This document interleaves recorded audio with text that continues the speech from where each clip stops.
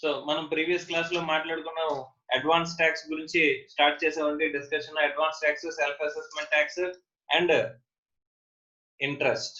So advance tax గురించి మనం basics మాట్లాడుకున్నాం. అడ్వాన్స్ ట్యాక్స్ అంటే ప్రీవియస్ ఇయర్ లోనే మనం ట్యాక్స్ అండ్ ఇన్కమ్ ని ఎస్టిమేట్ చేసిన ఇన్కమ్ మీద ట్యాక్స్ అనేది క్యాలిక్యులేట్ చేసుకుని పే చేస్తామని చెప్పుకున్నాం. సెల్ఫ్ అసెస్మెంట్ ట్యాక్స్ అని చెప్పేసానంటే at the time of filing the income tax return we are going to pay the tax అని చెప్పుకున్నాం. Final computation of income and final tax liability arrive అయిన తర్వాత ఆ ఫైనల్ ట్యాక్స్ లయబిలిటీకి ఆల్రెడీ మనం TDS, TCS adjustment, advance tax adjustment, reliefs, rebates, AMTR, MAT credits తీసిన తర్వాత ఇంకా నెట్ లయబిలిటీ ఏదైతే ఉంటుందో నెట్ లయబిలిటీ లోంచి నెట్ లయబిలిటీ పే చేయడమే సెల్ఫ్ అసెస్మెంట్ ట్యాక్స్ అని చెప్పేసి మనం మాట్లాడుకున్నాం అమ్మా. Okay right. Next advance tax గురించి మాట్లాడుకుంటే కనుక అడ్వాన్స్ ట్యాక్స్ కూడా మనం ఏం చేస్తామంటే ఎస్టిమేట్ చేస్తాం. ఇన్కమ్ ని ఎస్టిమేట్ చేసి దాని మీద ట్యాక్స్ క్యాలిక్యులేట్ చేసుకుని ఆ ట్యాక్స్ లోంచి మనం టీడీఎస్, టీసీఎస్ కానీ అడ్వాన్స్ ఇక్కడ రిలీఫ్ కానీ రిబేట్ కానీ ఏఎంటీఆర్, మ్యాట్ క్రెడిట్ కానీ అన్ని తీసేసిన తర్వాత అంటే ఎస్టిమేటెడ్ ఇన్కమ్ అంటే ఇక్కడ యాజ్ ఇట్ ఈజ్ మామూలు కంప్యూటేషన్ చేసేటప్పుడు చేసే ఇన్కమ్ ఎస్టిమేషన్ కూడా నార్మల్ యాక్చువల్ కంప్యూటేషన్ చేసేటప్పుడు చేసేటట్టే చేయాలండి, based on the estimated information అన్నమాట. Okay right.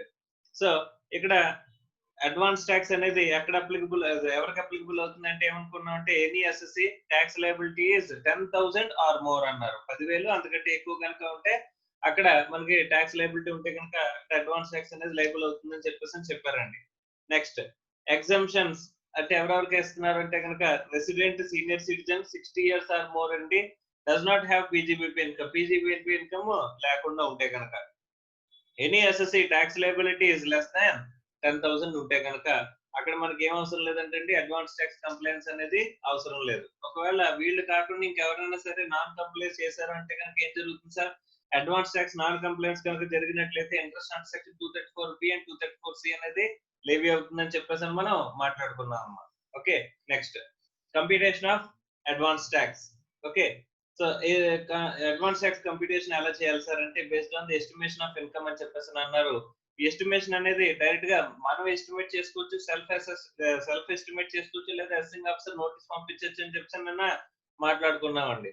అంటే ప్రీవియస్ అసెసింగ్ ఆఫీసర్ కనుక మనకి నోటీస్ ఎలా పంపిస్తారు సార్ అని చెప్పేసి అంటే ప్రీవియస్ గా జరిగిన రెగ్యులర్ అసెస్మెంట్ అంటే స్క్రూటినీ అసెస్మెంట్, ప్రీవియస్ గా జరిగిన స్క్రూటినీ అసెస్మెంట్ ని ఆర్డర్ ని తీసుకుంటాడు. ఆ ఆర్డర్ లో చెప్పిన వాల్యూ గానీ ఆ తర్వాత అంటే రీసెంట్ గా జరిగిన స్క్రూటినీ అసెస్మెంట్ వాల్యూ గానీ తర్వాత మనకి ఇన్కమ్ ట్యాక్స్ రిటర్న్స్ లో ఇన్కమ్ చూపిస్తాం కదండి, ఆ తర్వాత మనం చూపించిన ఇన్కమ్స్ కానీ రెండిట్లో ఏది ఎక్కువ ఉంటే ఆ ఇన్కమ్ ని బేస్ చేసుకుని వాడు ఏం చేస్తారంటే ఎస్టిమేట్ చేసి దాని మీద ట్యాక్స్ లయబిలిటీ క్యాలిక్యులేట్ చేసి మనకి పంపిస్తాడంటండి. దాని మీద పర్సంటేజెస్ లో ప్రిస్క్రైబ్డ్ పర్సంటేజెస్ లో మనం ఏం చేయాలంటే ట్యాక్స్ అనేది పే చేయాలి, అడ్వాన్స్ ట్యాక్స్ అనేది పే చేయాలి. ఇది అసెసింగ్ ఆఫీసర్ రూట్ అండి. అలా కాకుండా మనమే ఏం చేసుకోవచ్చు అంటే ఎస్టిమేట్ చేసుకుని ట్యాక్స్ లయబిలిటీని క్యాలిక్యులేట్ చేసుకోవచ్చు. So estimation of income includes tax calculation. ఇక్కడ ఎస్టిమేషన్ ఆఫ్ ఇన్కమ్ అంటే మనం ఏం చేస్తాం, ఇన్కమ్ ని ఎస్టిమేట్ చేస్తాం. సార్ ఇది ప్రిడిక్టబుల్ ఇన్కమ్స్ ని ఎస్టిమేట్ చేయాలా, అన్ప్రిడిక్టబుల్ ఇన్కమ్స్ ని ఎస్టిమేట్ చేయాలా? జనరల్ గా ప్రిడిక్టబుల్ ఇన్కమ్స్ ని ఎస్టిమేట్ చేయాలండి, కానీ ఎస్టిమేషన్ ఆఫ్ ఇన్కమ్ లో ఇంక్లూడ్స్ అన్ప్రెడిక్టబుల్ ఇన్కమ్ కూడా ఇంక్లూడ్ చేయమంటున్నాడు. అది ఎలా ఇంక్లూడ్ చేస్తామంటే కనుక ఇది నిజంగా జరిగితే కనుక ఇఫ్ ఇట్ హ్యాపెన్స్ అని చెప్పేసి మనం మాట్లాడుకున్నామండి. ఇఫ్ ఇట్ హ్యాపెన్స్ అది మనం జరిగితే కనుక అప్పుడు మాత్రమే మనం ఇంక్లూడ్ చేస్తామని చెప్పేసి నేను చెప్పుకున్నాం అమ్మా. Okay so if it happens.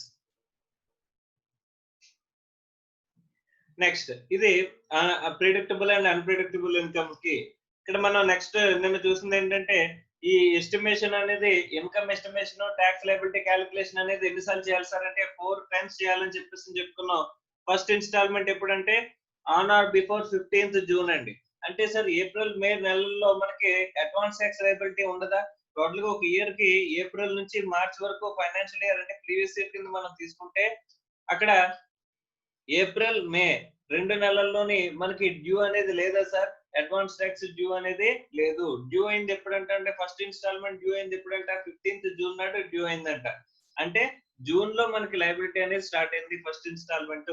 Sir ఇక్కడ ఏం చేయాలి సార్? ఫస్ట్ ఇన్స్టాల్మెంట్ క్యాలిక్యులేట్ చేయడం ఎలాగ సార్ అని చెప్పేసానంటే, ఇక్కడ మనం ఇయర్ మొత్తానికి ఇన్కమ్ ని ఎస్టిమేట్ చేస్తామంట. ఇయర్ మొత్తానికి ఇన్కమ్ ని ఎస్టిమేట్ చేస్తామంట. ఈ రోజున ఉన్న ఇన్ఫర్మేషన్ వరకు.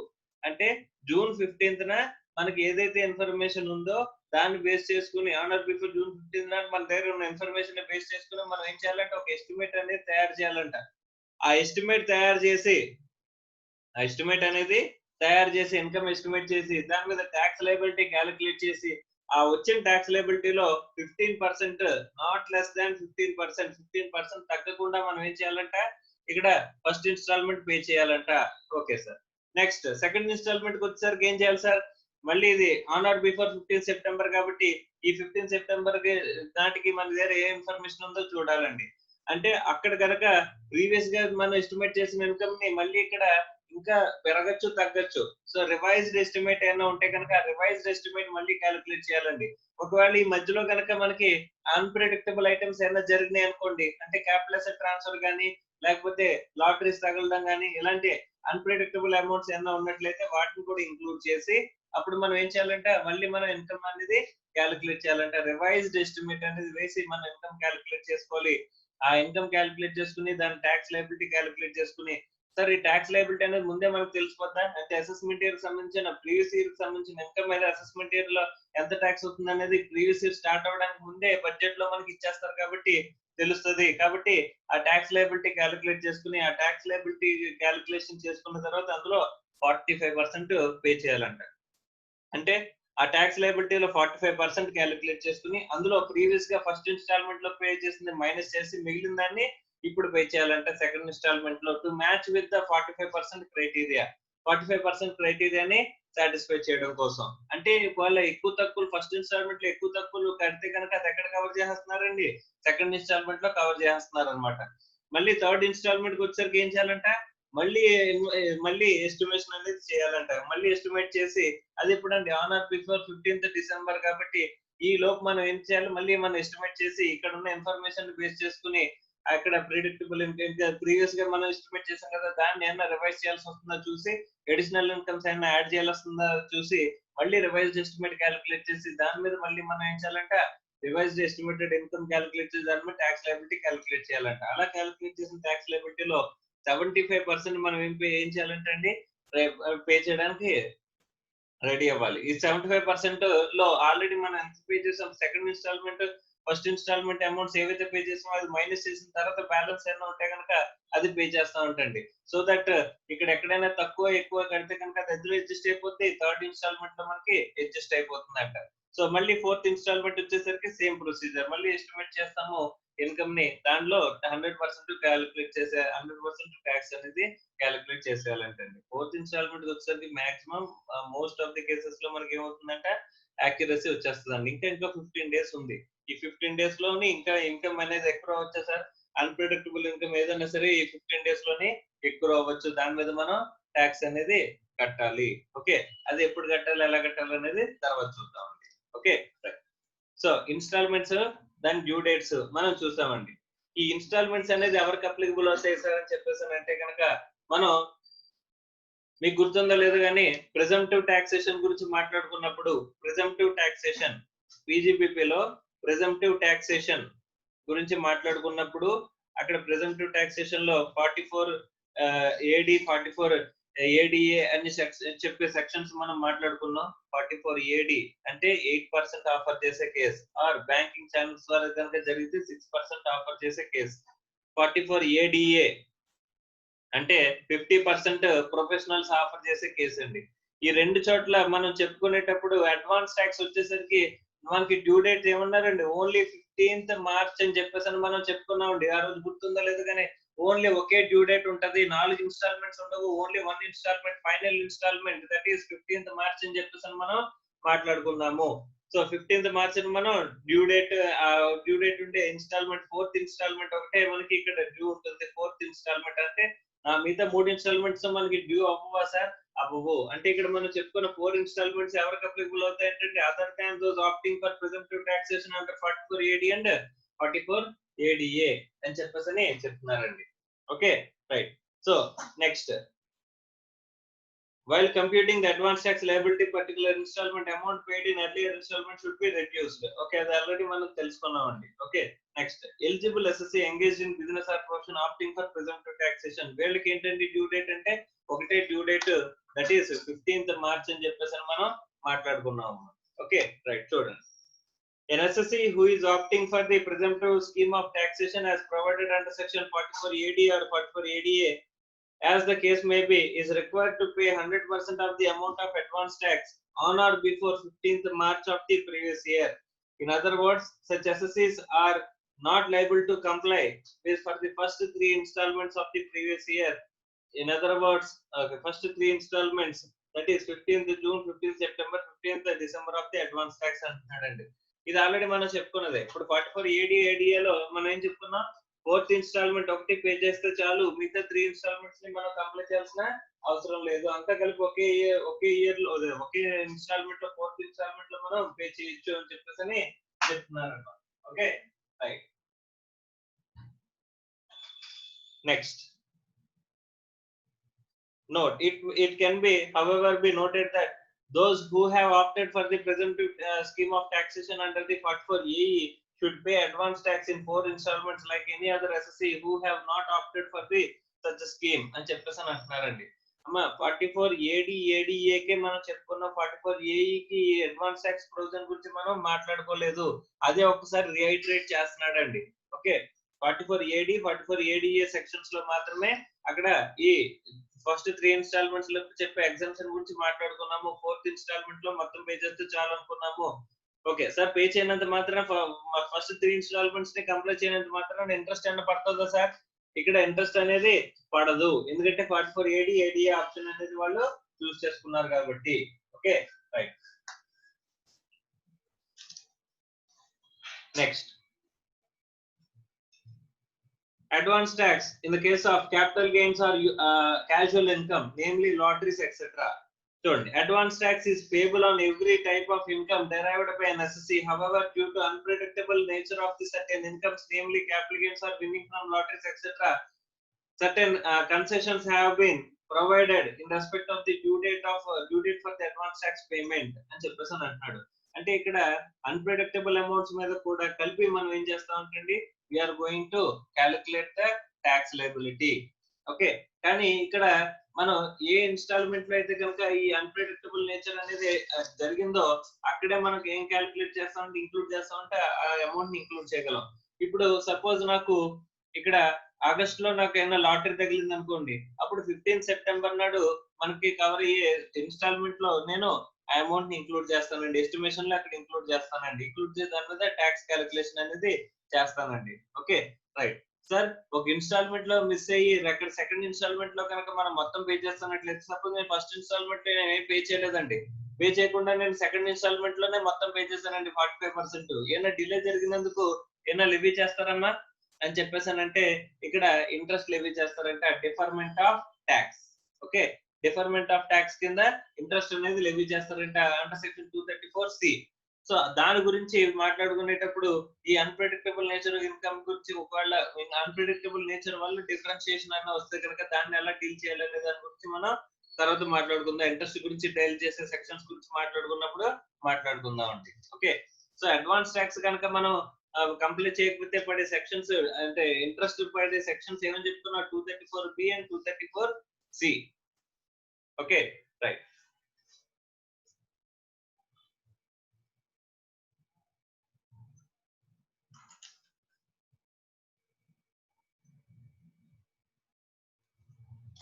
ఇంకొక పాయింట్ అమ్మా, ఇక్కడ ఒకసారి చూడండి, ఇది ట్యాక్స్ పేమెంట్ లో కూడా ప్రతి డ్యూ డేట్ గా ఉన్న దాంట్లో వస్తుంది. When the last day of the payment of advance tax is on a day which banks are closed, the immediately following day shall be due date, and accordingly interest under section 234B and 234C shall not be levied. ఒకవేళ బ్యాంకులు కనుక సెలవు ఉన్నట్లయితే అని ఏమంటున్నాడు, next following date అనేది తీసుకోమంటున్నాడు అండి. Next following date లో మనం పే చేయమని చెప్పేసి అని చెప్తున్నాడు అండి. Okay right. Next, Assessee deemed to be in default, 218 section. If any assessee does not pay any installment of advance tax, he shall be deemed to be an assessee in default in respect of such installment once the assessee is deemed to be in default, penalty under section 221 may be levied equivalent to the amount of the tax in arrears.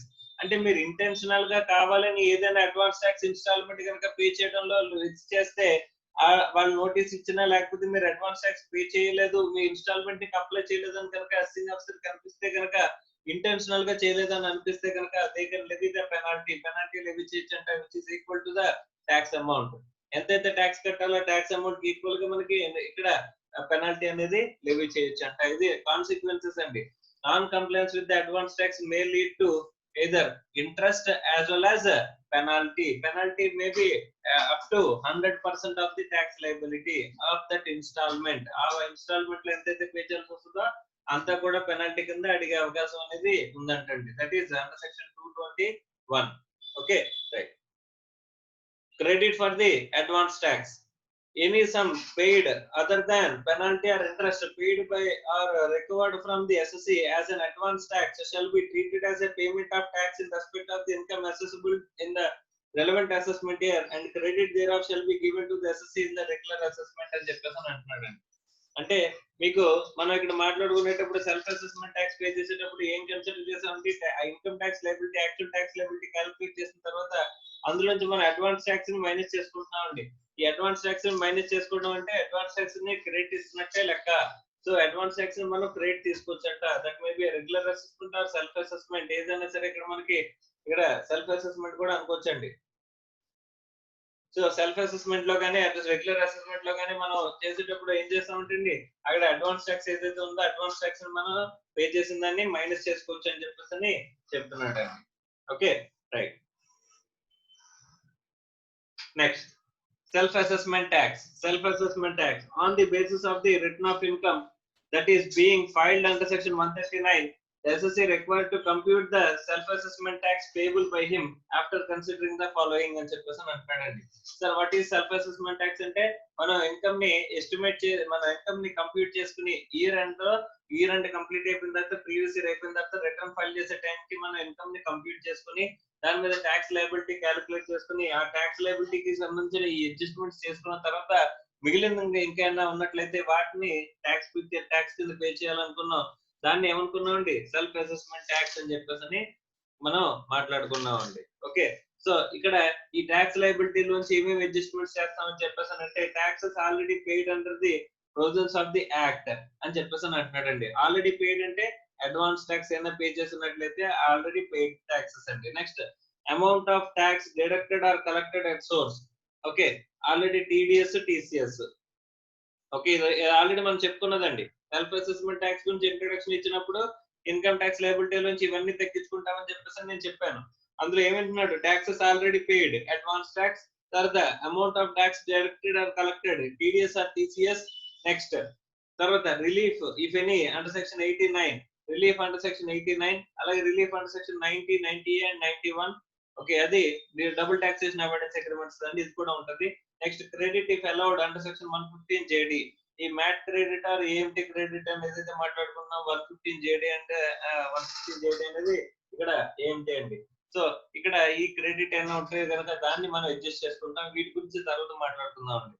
So ఇక్కడ తీసేసిన తర్వాత liability ఏదైతే ఉంటుందో ఈ లైబిలిటీని మనం తీసుకుని మనం ఏం చేయాలంటే లైబిలిటీని పే చేయాలంటే that is self assessment tax కింద పే చేయాలి అని చెప్పేసి మనకి చెప్పారండి. Okay, right.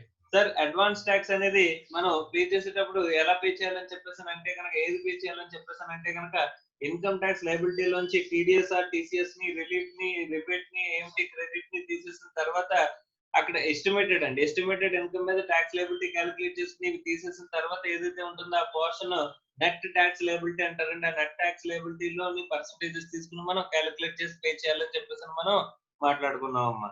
Okay, advance tax. Self assessment tax అంటే ఇక్కడ సింపుల్ ఈ టోటల్ యాక్చువల్ ట్యాక్స్ లయబిలిటీ వస్తుంది, దాంట్లో నుంచి అడ్వాన్స్ ట్యాక్స్ ఈ ట్యాక్సెస్ అన్ని కూడా ఈ రిలీఫ్స్ కానీ టీడీఎస్ టీసీఎస్ కానీ పే చేసింది మైనస్ చేసి అప్పుడు మనం ట్యాక్స్ లయబిలిటీ అరవై దాన్ని సెల్ఫ్ అసెస్మెంట్ ట్యాక్స్ కింద పే చేస్తామని చెప్పేసి మనం మాట్లాడుకున్నాం. Okay, right.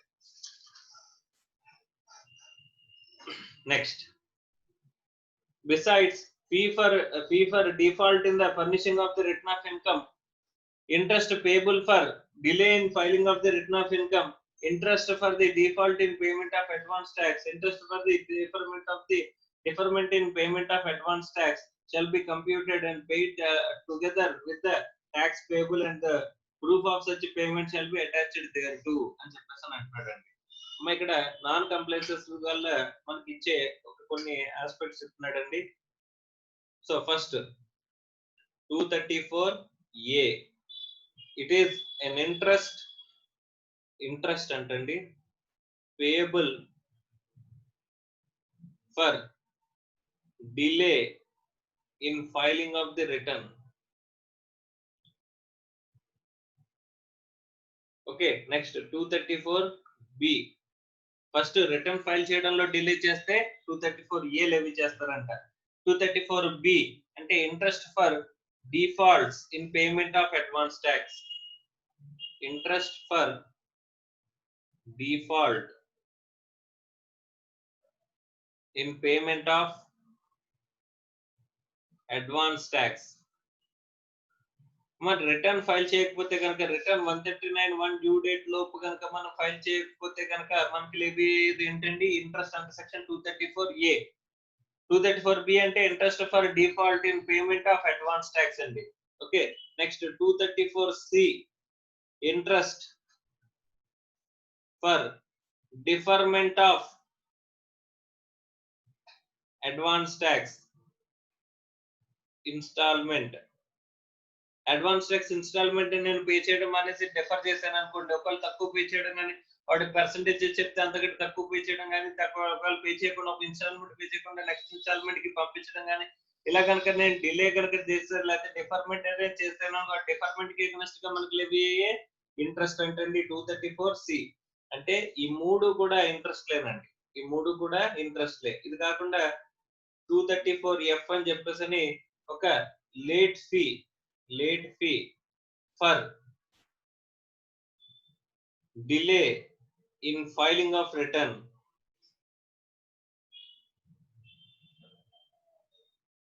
Delay in filing of the return. ఒకవేళ మీరు కనుక ఇన్కమ్ ట్యాక్స్ రిటర్న్ ఫైల్ చేయడం డిలే చేశారు అనుకుంటే కనుక అక్కడ ఏం చేస్తారంటండి, లేట్ ఫీ అనేది లెవీ చేస్తారంటండి. అమ్మ ఇది లేట్ ఫీ అమ్మ, ఇంట్రెస్ట్ కాదు. ఓకే, సో ఇంట్రెస్ట్ కి పెనాల్టీకి మనం ఇంతకు ముందు ఒక పెనాల్టీ చూసాం 221. అడ్వాన్స్ ట్యాక్స్ ని కంప్లై చేయకపోతే, అడ్వాన్స్ ట్యాక్స్ ఇన్స్టాల్మెంట్స్ ని కంప్లై చేయకపోతే, నాట్ కంప్లైడ్, అప్పుడు ఏమన్నారండి పెనాల్టీ లెవీడ్ అని చెప్పారండి. Penalty levied. ఈ పెనాల్టీ ఎంత అండి 100% ఆఫ్ ది ట్యాక్స్ అని చెప్పారండి. ట్యాక్స్ ఇన్స్టాల్మెంట్ ఏదైతే ఉందో ట్యాక్స్ ఇన్స్టాల్మెంట్ మీద 100% పెనాల్టీ అనేది వేసే అవకాశం అనేది ఉందంట. If it is an intentional default అనేది వాళ్ళకి గనక కనిపిస్తే, ఇంటెన్షనల్ డిఫాల్ట్ కనుక వాళ్ళకి కనిపిస్తే. Okay, right. సో కాబట్టి ఇక్కడ ఏం చెప్తున్నారంటే 234A, 234B, 234C అనేది మూడు ఇంట్రెస్ట్లు అండి. అమ్మాయి ఒకటి గుర్తుపెట్టుకోండి, పెనాల్టీ అనేది పేనల్ నేచర్ లో ఉండేది. ఇక్కడ ఇంట్రెస్ట్ అనేది కాంపెన్సేటివ్ ఇన్ నేచర్ లో ఉండేదండి. కాంపెన్సేటివ్ అంటే గవర్నమెంట్ కి ఈ టైం కి డబ్బులు వచ్చేయాలి కానీ డబ్బులు రాలేదంటే ఎందుకంటే డిలే జరిగింది. మనం డిలే చేయడం వల్ల వాళ్ళకి లాస్ అయ్యేది, ఇంట్రెస్ట్ లాస్ అవుతారు, time value of money loss అవుతారు. కాబట్టి ఆ లాస్ ని కాంపెన్సేట్ చేసేది ఇంట్రెస్ట్ అంటండి. So interest is a compensative in nature, penalty is a penal nature. ఒకటి గుర్తుపెట్టుకోండి అమ్మా, ఈ కాంపెన్సేటివ్ ఇన్ నేచర్ లో ఉండేదాన్ని ఎప్పటికీ మనం అవాయిడ్ చేయలేమంటండి. We cannot avoid. అక్కడ అసెసింగ్ ఆఫీసర్ కూడా ఏం చేయలేడండి, అసెసింగ్ ఆఫీసర్ కానీ కోర్టు కానీ ఎప్పుడు కూడా ఈ ఇంట్రెస్ట్ అనేది, ఇంట్రెస్ట్ అంటే కాంపెన్సేటివ్ ఇన్ నేచర్ కాబట్టి కాంపెన్సేటివ్ ఇన్ నేచర్ ని వేవ్ చేయలేడు. Interest cannot be waived. But ఇక్కడ మనం సార్ మనకి ఇంటెన్షన్ అలా లేదు సార్, మనం డిలే అంటే అడ్వాన్స్ ట్యాక్స్ ఇన్స్టాల్మెంట్ ని డిఫాల్ట్ చేసే ఇంటెన్షన్ లేదండి కానీ జరిగిపోయింది. అందువల్ల ఇక్కడ ఇప్పుడు సపోజ్ ఇప్పుడు కోవిడ్ జరుగుతుందండి, 3 months నుంచి మనకి దగ్గర డబ్బులు లేవు, అందువల్ల నేను అడ్వాన్స్ ట్యాక్స్ ని కంప్లీట్ చేయలేదు కనుక కాబట్టి మీరు పెనాల్టీ వేయకండి అని చెప్పేసి మనం కనుక ప్రాపర్ రీజన్ కనుక చూపించుకున్నట్లయితే అప్పుడు అసెసింగ్ ఆఫీసర్స్ ఏం చేయొచ్చు అంటే పెనాల్టీని వేవ్ చేయొచ్చట. So penalty can be waived. పెనాల్టీని వేవ్ చేయొచ్చు కానీ ఇంట్రెస్ట్ ని వేవ్ చేయలేము. Okay, so penalty can be waived but interest cannot be waived. ఎందుకంటే ఇంట్రెస్ట్ అనేది కాంపన్సేటివ్ ఇన్ నేచర్, పెనాల్టీ అనేది పీనల్ ఇన్ నేచర్ అని చెప్పేసి చెప్తున్నాడు అమ్మా. సో ఇది గుర్తుపెట్టుకోండి. సో ఇప్పుడు మనం చూడబోయే కాన్సిక్వెన్సెస్ ఏమున్నాయంటే ఇది ఆల్రెడీ చూసేసాము కాన్సిక్వెన్స్. సో పక్కన పెడితే మన దగ్గర ఉన్న కాన్సిక్వెన్సెస్ ఏంటంటే 234A, 234B, 234C and 234F. 234A అంటే interest payable for the delay in filing of the return of income. Return of income ని డిలేగా ఫైల్ చేస్తే కనుక మనం అక్కడ మనం మనకి లయబుల్ అయ్యే ఇంట్రెస్ట్ అంటే. Next 234B interest for default in payment of the advance tax. Advance tax pay చేయడంలో కనుక మనం డిఫాల్ట్ చేస్తే అప్పుడు లెవీ అయ్యే ఇంట్రెస్ట్ అంటే 234B. 234C అంటే interest for the deferment of the advance tax. అంటే ఒక ఇన్స్టాల్మెంట్ లో డిలే చేసాము లేదా తక్కువ పే చేసాము అనుకుంటే నెక్స్ట్ ఇన్స్టాల్మెంట్ లో కవర్ చేసినా సరే అక్కడ మనకి అక్కడ ఎంతైతే పీరియడ్ మనకి డిలే జరిగిందో డిఫర్ జరిగిందో ఆ డిఫర్మెంట్ మీద ఇంట్రెస్ట్ అనేది లెవీ అవుతుందంటే దాన్ని 234C అంటున్నారండి. అలా కాకుండా 234F late fee for filing of the delay filing of the return of income. ఈ లేట్ ఫీ గురించి తర్వాత మాట్లాడుకుందాం. ఫస్ట్ ఈ అడ్వాన్స్ ట్యాక్స్ సంబంధించిన ఈ 234ABC ఇంట్రెస్ట్ గురించి మాట్లాడుకుందాం. సో ఇంట్రెస్ట్ కూడా ఇక్కడ ఇంట్రెస్ట్ కూడా మనకి చాప్టర్ లో పార్ట్ గానే ఉందండి. సో ఇంట్రెస్ట్ అనేవి ఏ ఇంట్రెస్ట్ ఉంటాయి 234A, 234B, 234C అనే 3 ఇంట్రెస్ట్ లు మనకి ఉన్నాయంట. ఇంట్రెస్ట్ గురించి ఒక్కొక్కటిగా మనం మాట్లాడుకుందాం అండి. Let us start with the topic called 234A. Okay, interest. So మనం ఏం మాట్లాడుకుంటున్నాం? ఇంట్రెస్ట్. దానికంటే ముందు ఒకసారి ఈ సెల్ఫ్ అసెస్మెంట్ ట్యాక్స్ ప్రొవిజన్స్ ని ఇక్కడ చదివేద్దామండి. అంటే అసెస్మెంట్ ప్రొసీడింగ్స్ గురించి కొన్ని చెప్తున్నాడు అండి, కొన్ని అసెస్మెంట్ ప్రొసీడింగ్స్ గురించి చెప్తున్నాడు. ఆ ప్రొసీడింగ్స్ ఎలా ఉంటాయి ఏంటి అనేది జస్ట్ చెప్తున్నాడు అండి. ఇది మీకు అప్లికబుల్ అయ్యేదే కాదు, just for information are knowledge purpose కోసం మాత్రమే. ఓకే రైట్, చూడండి. There are few sections relating to assessment procedures which are referred to in the chapter in the context of the provisions relating to advance tax and interest payable అని చెప్పేసి చెప్తున్నాడు. First మనకి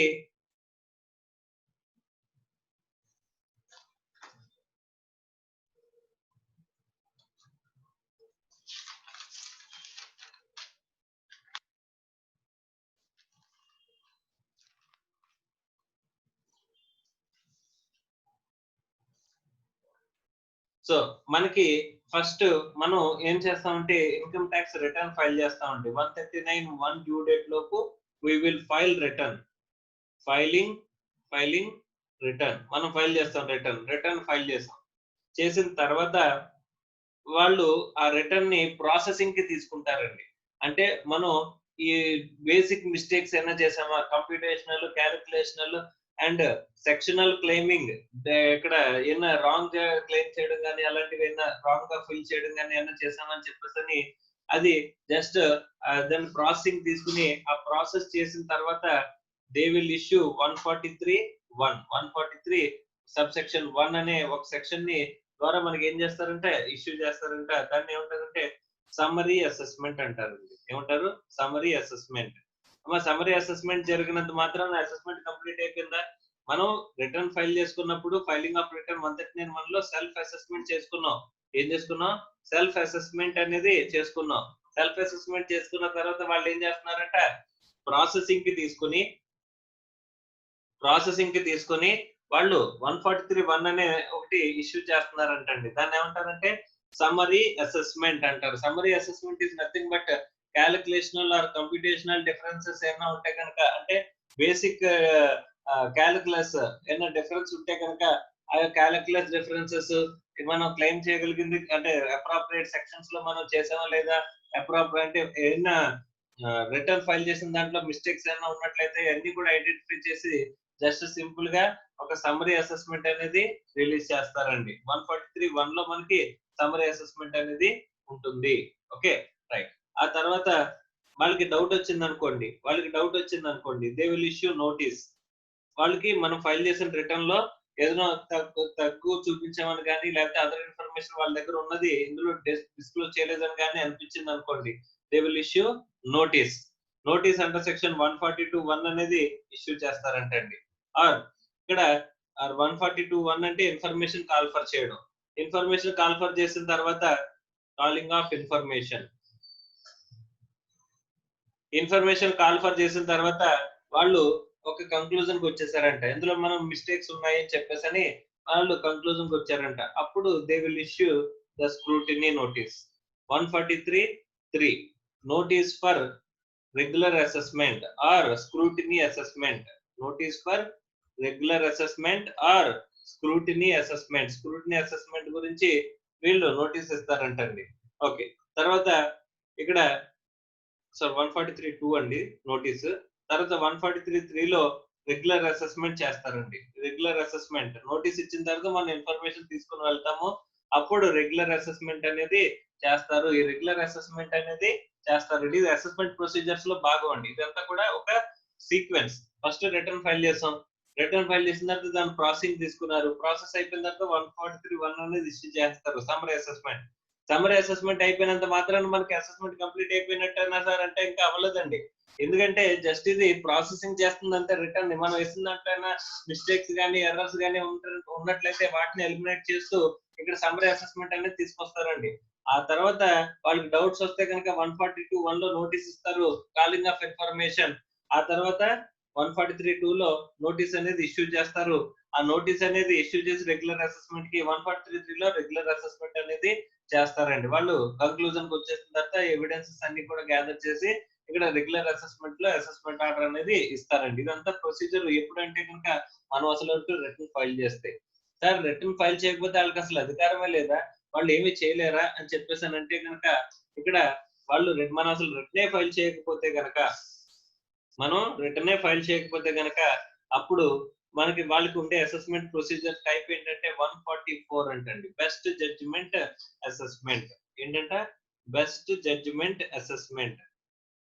మన information ఇక్కడ ఇప్పుడెప్పుడు ఈ section ని మనం అప్లై చేయగలుగుతారు సార్ అని చెప్పేసి అంటే 143లో రెగ్యులర్ అసెస్మెంట్ కి మనం కాల్ ఫర్ చేసినప్పుడు నోటీస్ ఇచ్చినప్పుడు మన ఇన్ఫర్మేషన్ ఇవ్వలేదంటాడు. మనం రిటర్న్ ఫైల్ చేసాం కానీ వాడు నోటీస్ ఇచ్చినప్పుడు వాడికి ఇన్ఫర్మేషన్ ఇవ్వట్లేదంటే వాడికి సహకరించట్లేదంట. అలాంటప్పుడు ఏం చేయొచ్చు అంటే they can do best judgement assessment. Okay, right. అలా కాకుండా బెస్ట్ జడ్జ్మెంట్ అసెస్మెంట్ అసలు మనం రిటర్న్ ఫైల్ చేయకపోయినా సరే వాళ్ళు బెస్ట్ జడ్జ్మెంట్ అసెస్మెంట్ అనేది చేయొచ్చు అని చెప్పేసి అంటున్నారండి. నెక్స్ట్ తర్వాత ఒకవేళ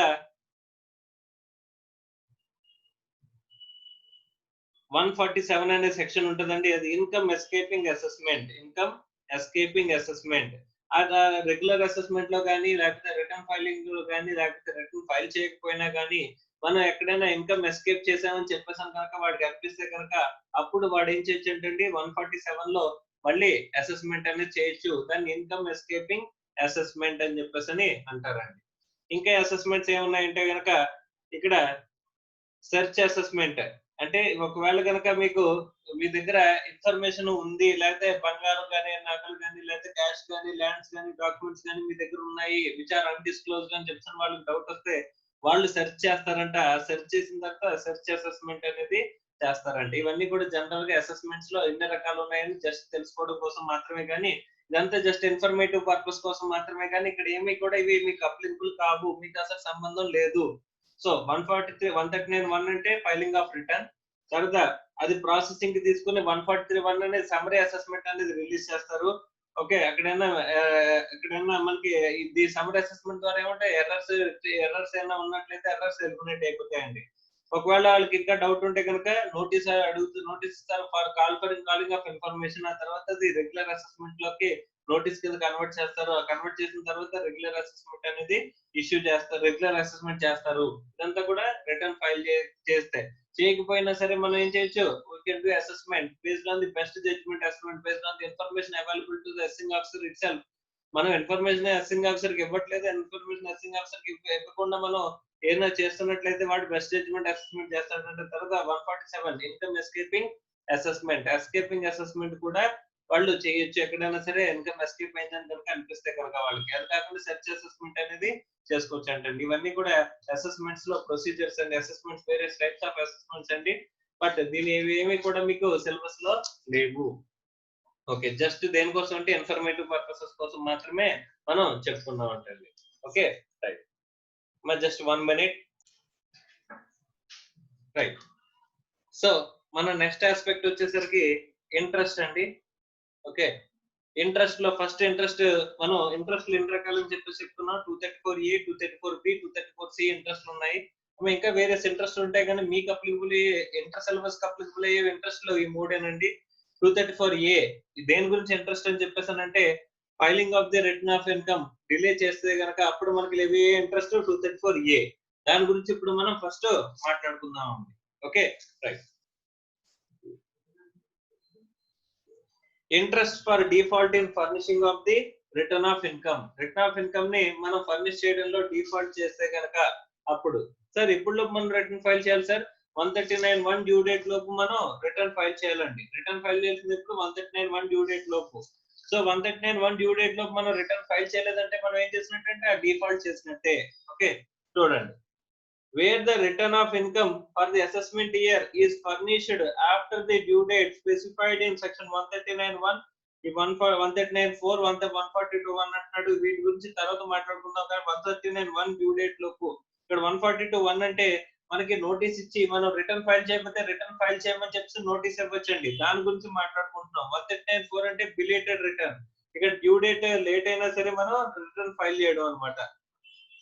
Or is not furnished, the assessee shall be liable to pay simple interest of at the rate of 1% for the every month or part of the month అని చెప్పేసి అంటున్నారండి. అంటే ఇప్పుడు due date for filing of return, due date for filing of return అంటే మీరు return file చేయడానికి due అయితే గనక, డ్యూ అంటే రిటర్న్ ఫైల్ చేయడానికి లైబుల్ అయితే గనక అప్పుడు మీకు డ్యూ డేట్ అనేది ఉంటదంట. ఆ డ్యూ డేట్ అనేది ఎక్కడ మెన్షన్ చేస్తారంట 139(1). సార్ ప్రతి ఒక్కరు రిటర్న్ ఫైల్ చేయాల్సిన అవసరం లేదండి. సో రిటర్న్ ఫైల్ చేయాల్సిన ప్రతి ఒక్కరు రిటర్న్ ఫైల్ చేయాల్సిన అవసరం లేదంట. ఇక్కడ మనకి ఏంటంటే అండి సమ్ టైం లిమిట్ ఉంటదంట. ఆ టైం లిమిట్ లోపు మనం ఏం చేయాలంటే రిటర్న్ అనేది ఫైల్ చేయాల్సిన అవసరం ఉంటుంది. ఓకే, సో ఎవరైతే లైబుల్ అవుతారో వాళ్ళు మాత్రమే రిటర్న్ ఫైల్ చేస్తే చాలు. ఓకే, అలా డ్యూ డేట్ నాడు లైబుల్ అయిన పర్సన్స్ ఎవరైతే ఉన్నారో వాళ్ళు due date for filing of the return of income అంటే 139(1) డ్యూ డేట్ లో రిటర్న్ ఫైల్ చేయాలంట. సపోజ్ ఎవరెవరు సార్ అంటే మనం ఆల్రెడీ ఒకసారి మాట్లాడుకున్నామండి. If they are liable for the tax audit, tax audit కి లైబుల్ అయితే కనుక అప్పుడు 30th September అనుకున్నాం. 30th September సార్ వాళ్ళు అదర్ దెన్ ట్యాక్స్ ఒక ట్రాన్స్ఫర్ ప్రైసింగ్ కి అట్రాక్ట్ అయితే కనుక ట్రాన్స్ఫర్ ప్రైసింగ్ అనే సెక్షన్ కి అట్రాక్ట్ అయితే కనుక అప్పుడు వాళ్ళకి 30th November అని చెప్పారు. అదర్ దాన్ దోస్ అది ట్యాక్స్ ఆడిట్ కి లైబుల్ కాలేదు, ట్రాన్స్ఫర్ ప్రైసింగ్ ప్రొవిజన్స్ లోని కవర్ అవ్వలేదు, వాళ్ళకి 31st July అని చెప్పారండి. 31st July is the due date for the filing of the return of income under section 139(1). So due date for filing of the return of income 139(1) అనేది 31st July అంట. ఒకవేళ 31st July date అయిపోతే sir అంటే అప్పుడు మనం default చేసినట్టంట.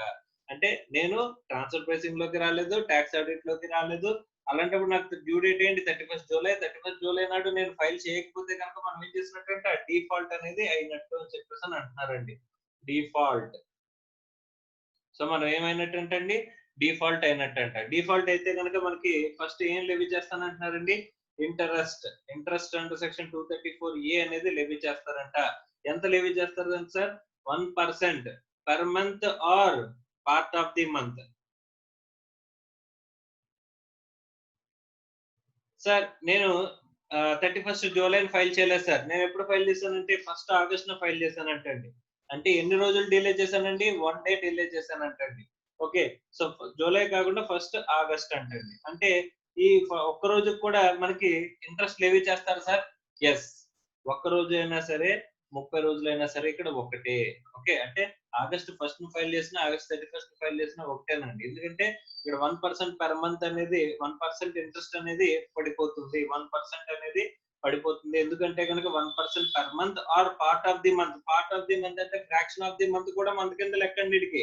So కాబట్టి first 31st July కనుక మనం ఫైల్ చేయకపోతే కనుక 1st ఆగస్ట్ ని ఫైల్ చేస్తే కనుక ఆ రోజున కూడా ఏం పడిపోతుందంటే ఇంట్రెస్ట్ అనేది పడిపోతుంది. 1st ఆగస్ట్ మనం ఫైల్ చేసిన 30th ఆగస్ట్ ఫైల్ చేసిన ఒకటేనా సార్? ఒకటేనండి. ఎందుకంటే ఇంట్రెస్ట్ అనేది 1% పర్ మంత్ మొత్తానికి కూడా మనకి ఇంట్రెస్ట్ అనేది లెవీ అయిపోతుందని చెప్పని చెప్తున్నారండి. Okay right. 1% per month or part of the month is going to be interest is going to be levied. Okay right. Next, interest shall be payable for the period commencing from the date of immediately following the due date and where the return has been furnished after the due date ending on the date of furnishing of the return. అంటే ఎక్కడి నుంచి ఎక్కడి వరకు levy అవుతుంది అంటున్నాడండి interest? అంటే next immediately next due date తర్వాత immediate day ఏదైతే ఉందో అక్కడ నుంచి స్టార్ట్ అయిపోతుంది అంటండి. ఆఫ్టర్ డ్యూ డేట్ ఇమీడియట్లీ అక్కడ నుంచి ఒకవేళ మనం రిటర్న్ ఎప్పుడైతే ఫైల్ చేస్తామో అక్కడి వరకు. రిటర్న్ ఎప్పుడైతే ఫైల్ చేసి ఇఫ్ రిటర్న్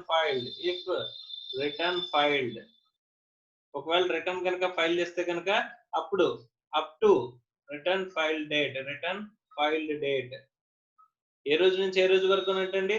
ఇమీడియట్ గా డ్యూ డేట్ దాటినప్పటి నుంచి రిటర్న్ ఫైల్ చేసినంత వరకు ఒకవేళ ఫైల్ చేస్తే కనుక ఈ పీరియడ్ కి మనకి ఇంట్రెస్ట్ అనేది పడుతుందంట.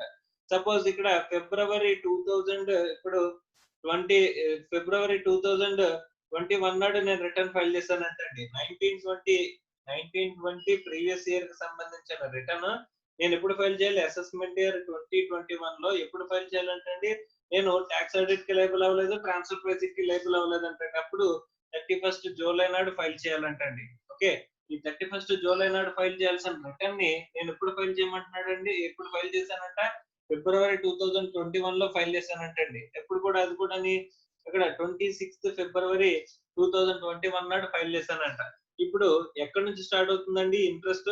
1st ఆగస్ట్ నుంచి స్టార్ట్ అయిపోతుందంట. 1st ఆగస్ట్ నుంచి స్టార్ట్ అయిపోతుందంట. 1st ఆగస్ట్ నుంచి అప్పటి వరకు 26th ఫిబ్రవరి వరకు. అంటే 1st ఆగస్ట్ అంటే August, September, October, November, December, జనవరి, ఫిబ్రవరి. సో అన్ని నెలలకి మనకి ఇంట్రెస్ట్ అనేది పడుతుందంట. ఎంత ఇంట్రెస్ట్ సార్? 1% పర్ మంత్ అంటున్నాడండి. అంటే ఇక్కడ August, September, October, November, December, జనవరి, ఫిబ్రవరిలో పూర్తి మంత్ లేదు కదా sir? Part of the month ఉన్నా సరే మనకి ఇంట్రెస్ట్ అనేది లెవీ అయిపోతుంది అనుకున్నాం. కాబట్టి ఇక్కడ 8 months డిలే కాబట్టి 8 months into 1% అంటే ఎంతంటండి? 8%. 8% ఆఫ్ యువర్ ట్యాక్స్ లయబిలిటీ. మీ ట్యాక్స్ లయబిలిటీలో 8% మీరు ఏం పే చేయాలి? ఇక్కడ ఇంట్రెస్ట్ కింద పే చేయాలి. ఇంట్రెస్ట్ అండర్ సెక్షన్ 234A కింద పే చేయాలంట. Okay right sir. ఇక్కడ ట్యాక్స్ పే చేసి దాని మీద ఇంట్రెస్ట్ పే చేస్తాం కదా సార్? ట్యాక్స్ లయబిలిటీ మీద ఇంట్రెస్ట్ అనేది పే చేస్తాం. ఓకే ట్యాక్స్ పే చేయాల్సి వస్తే ఇక్కడ జాగ్రత్తగా వినండి. ఇక్కడ చూడండి, SSC shall be liable to pay simple interest on the 1% for every month or part of the month అంటున్నాడు. ఇంట్రెస్ట్ అనేది దీని మీద పే చేస్తాం ట్యాక్స్ లయబిలిటీ ఉంటే.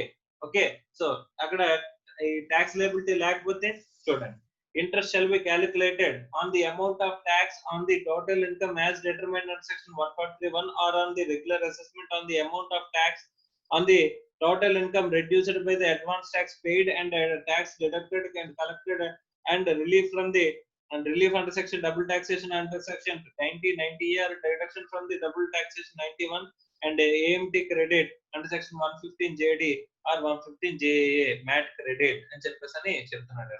ఇంట్రెస్ట్ దేని మీద పే చేయాలి సార్ అని చెప్పేసానంటే, ఇంట్రెస్ట్ దేని మీద కంప్లీట్ చేయాలని చెప్పేసానంటే కనుక, అంటే ఇంట్రెస్ట్ అనేది దేని మీద కంప్లీట్ చేయాలంటే మీకు 143(1) అని చెప్పేసి చెప్పుకున్నాం కదండి. అదేంటంటే సమ్మరీ అసెస్మెంట్ వాళ్ళు ఫైనల్ గా ఇచ్చిన మనం రిటర్న్ ఫైల్ చేసిన తర్వాత వాళ్ళు ప్రాసెస్ చేసిన తర్వాత సమ్మరీ అసెస్మెంట్ అనేది ఒకటి ఇస్తారు అని చెప్పేసి చెప్పుకున్నాం కదా. ఆ సమ్మరీ అసెస్మెంట్ వాల్యూ జనరల్ గా ఏంటంటే మనం రిటర్న్ ఫైల్ చేసిన వాల్యూ సమ్మరీ అసెస్మెంట్ లో కూడా కనిపిస్తుంది అండి. Unless otherwise any errors or mistakes కనుక మనం ఫైల్ చేస్తే కనుక. ఓకే 143(1) ఆర్ ఇక్కడ రెగ్యులర్ అసెస్మెంట్ అంటే స్క్రూటినీ అసెస్మెంట్ అండి. రెగ్యులర్ అసెస్మెంట్ లో ట్యాక్స్ ఏదైతే మనకి ఫైనల్ చేస్తారో ఆ రెగ్యులర్ అసెస్మెంట్ అంటే ఇక్కడ ఏం చెప్పట్లేదంటే మీరు సెల్ఫ్ అసెస్మెంట్ ట్యాక్స్ ఏదైతే పే చేస్తారో దాని మీద మీకు పే చేయాల్సి వస్తుంది, దాని మీద లెవీ చేస్తాను అట్లా ఒకవేళ రేపు పొద్దున్న ఎప్పుడైనా సరే రెగ్యులర్ అసెస్మెంట్ జరిగి మీ ట్యాక్స్ లయబిలిటీ మారితే కనుక దాని మీద కూడా మీరు ఏం చేయాలంటే అండి ఇంట్రెస్ట్ అనేది పే చేయాల్సి వస్తుంది ఒకవేళ డిలే కనుక చేసినట్లయితే అని చెప్పేసి చెప్తున్నాడండి. Okay right. అంటే 143(1) అసెస్మెంట్ కానీ రెగ్యులర్ అసెస్మెంట్ కానీ చేస్తే కనుక దాంట్లో ట్యాక్స్ లయబిలిటీ ఎంతైతే వస్తుందో ఆ ట్యాక్స్ లయబిలిటీ నుంచి ఏం మైనస్ చేయాలంట, అడ్వాన్స్ ట్యాక్స్ మైనస్ చేసేయాలంట. ఇక్కడ మన ట్యాక్స్ లయబిలిటీ ఏదైతే ఎరవేతామో ఆ ట్యాక్స్ లయబిలిటీ నుంచి అడ్వాన్స్ ట్యాక్స్ మైనస్ చేస్తామంట. అలాగే టీడీఎస్ ఆర్ టీసీఎస్ అనేది మైనస్ చేస్తామంట. అలాగే relief under section 89 relief minus చేస్తామంట. అలాగే రిబేట్ అండర్ రిలీఫ్ ఇది కూడా రిలీఫ్ అంటే రిలీఫ్ అండర్ సెక్షన్ 90, 90A, 91 ఇది కూడా మైనస్ చేస్తామంట. 115 JD ఆర్ 115 JAA ఇది ఏమో ఏఎంటి క్రెడిట్, ఇదేమో మ్యాట్ క్రెడిట్. ఇవి మైనస్ చేసిన తర్వాత వాల్యూ ఏదైతే ఉంటుందో దాని మీద మనం ఏం చేయాలంట, ఇంట్రెస్ట్ అనేది పే చేయాలంట. సార్ నేను మొత్తం అడ్వాన్స్ ట్యాక్స్ మొత్తం కట్టేసాను సార్, అడ్వాన్స్ ట్యాక్స్ ప్రొవిజన్స్ మొత్తం కంప్లైంట్ చేసేసాను అంటే ఒకవేళ నేను డిఫాల్ట్ చేసినా సరే, రిటర్న్ ఫైల్ చేయడంలో డిఫాల్ట్ చేసినా సరే అక్కడ నాకు ఇంట్రెస్ట్ పడుతుందా? టోటల్ ట్యాక్స్ లయబిలిటీ అంతా కూడా అడ్వాన్స్ ట్యాక్స్ లో పే చేసేస్తే కనుక ట్యాక్స్ లయబిలిటీ నుంచి అడ్వాన్స్ ట్యాక్స్ మొత్తం తీసేస్తే, లేదా నా ట్యాక్స్ అంతా కూడా టీడీఎస్ లో కవర్ అయిపోయింది సార్, నా ట్యాక్స్ అంతా కూడా నేను కట్టాల్సిన ట్యాక్స్ లయబిలిటీ అంతా టీడీఎస్ లో కవర్ అయిపోయింది అనుకుంటే కనుక ట్యాక్స్ లయబిలిటీ నుంచి టీడీఎస్ కానీ అడ్వాన్స్ ట్యాక్స్ కానీ తీసేస్తే ఇక్కడ ఏమొస్తుందండి, మొత్తం ట్యాక్స్ లయబిలిటీ కవర్ అయిపోయింది అనుకుంటే కనుక ఇక్కడ ట్యాక్స్ లయబిలిటీ నిల్ వస్తుందండి. బ్యాలెన్స్ ఏదైతే ఉంటుందో ఆ బ్యాలెన్స్ ఏదైతే ఉంటుందో ఆ బ్యాలెన్స్ జనరల్ గా నిల్ ఉంటుందండి. నిల్ ఉంటే కనుక కూడా మనకి ఇంట్రెస్ట్ అనేది లెవీ అవ్వదా సార్? ఇంట్రెస్ట్ అనేది లెవీ అవ్వదు అని చెప్పేసి చెప్తున్నాడండి. ఓకే, ఇంట్రెస్ట్ అనేది లెవీ అవ్వడానికి అంత ట్యాక్స్ ఇక్కడ కవర్ అయిపోయింది కాబట్టి ఇంకా బ్యాలెన్స్ ఏం మిగలేదు కాబట్టి దీని మీద ఇప్పుడు దేని మీద మనం 1% క్యాలిక్యులేట్ చేస్తున్నాం, 1% per month or part of the month అనేది క్యాలిక్యులేట్ చేసేది, పార్ట్ ఆఫ్ ది మంత్ అనేది క్యాలిక్యులేట్ చేసి దేని మీద క్యాలిక్యులేట్ చేస్తున్నాం అంటే ఈ బ్యాలెన్స్ పోర్షన్ మీద మనం క్యాలిక్యులేట్ చేస్తున్నాం అంట. ఈ బ్యాలెన్స్ పోర్షన్ మీద క్యాలిక్యులేట్ చేయడానికి అసలు బ్యాలెన్స్ లేదు, అలాంటప్పుడు per month or part of the month అనేది మనం క్యాలిక్యులేట్ చేసే ప్రొసీజర్ కూడా ఇక్కడ లేదు అని చెప్పేసి మనం చెప్పుకుంటున్నాం అంటండి. సో ట్యాక్స్ లయబిలిటీ ఎంత అయితే వస్తుందో tax liability regular assessment are 143(1) assessment summary assessment ద్వారా బేస్ చేసుకునే క్యాలిక్యులేషన్ ద్వారా వచ్చే ట్యాక్స్ లయబిలిటీని తీసుకుని చేయాలి అని చెప్పేసి చెప్తున్నాడు. అంటే సార్ మనం సెల్ఫ్ అసెస్మెంట్ ట్యాక్స్ అప్పుడు మనం ఇంట్రెస్ట్ పే చేస్తాం కదా సార్, ఇంట్రెస్ట్ అనేది అప్పటికి ఆ రోజుకి సెల్ఫ్ అసెస్మెంట్ ట్యాక్స్ వరకు మనం ఇంట్రెస్ట్ పే చేస్తామండి. ఓకే, కానీ రేపు పొద్దున్న రెగ్యులర్ అసెస్మెంట్ లో మళ్ళీ లైబిలిటీ అయినా పెరిగితే కనుక ఆ లైబిలిటీ మీద మనం క్యాలిక్యులేట్ చేయాలి. అల్టిమేట్ గా ఇంట్రెస్ట్ దేని మీద రివ్యూ అవుతుందంటే ఈ రెగ్యులర్ అసెస్మెంట్ మీద మనకి ఏదైతే ట్యాక్స్ లైబిలిటీ వస్తుందో ఆ ట్యాక్స్ లైబిలిటీ మీద వచ్చిన బ్యాలెన్స్ మీద మాత్రమే మనకి 1% అనేది లెవీ అవుతుందని చెప్పేసి అంటున్నాడండి. అంటే మనం రిటర్న్ ఫైల్ చేసేటప్పుడు 234A ఇంట్రెస్ట్ పే చేయాలా సార్?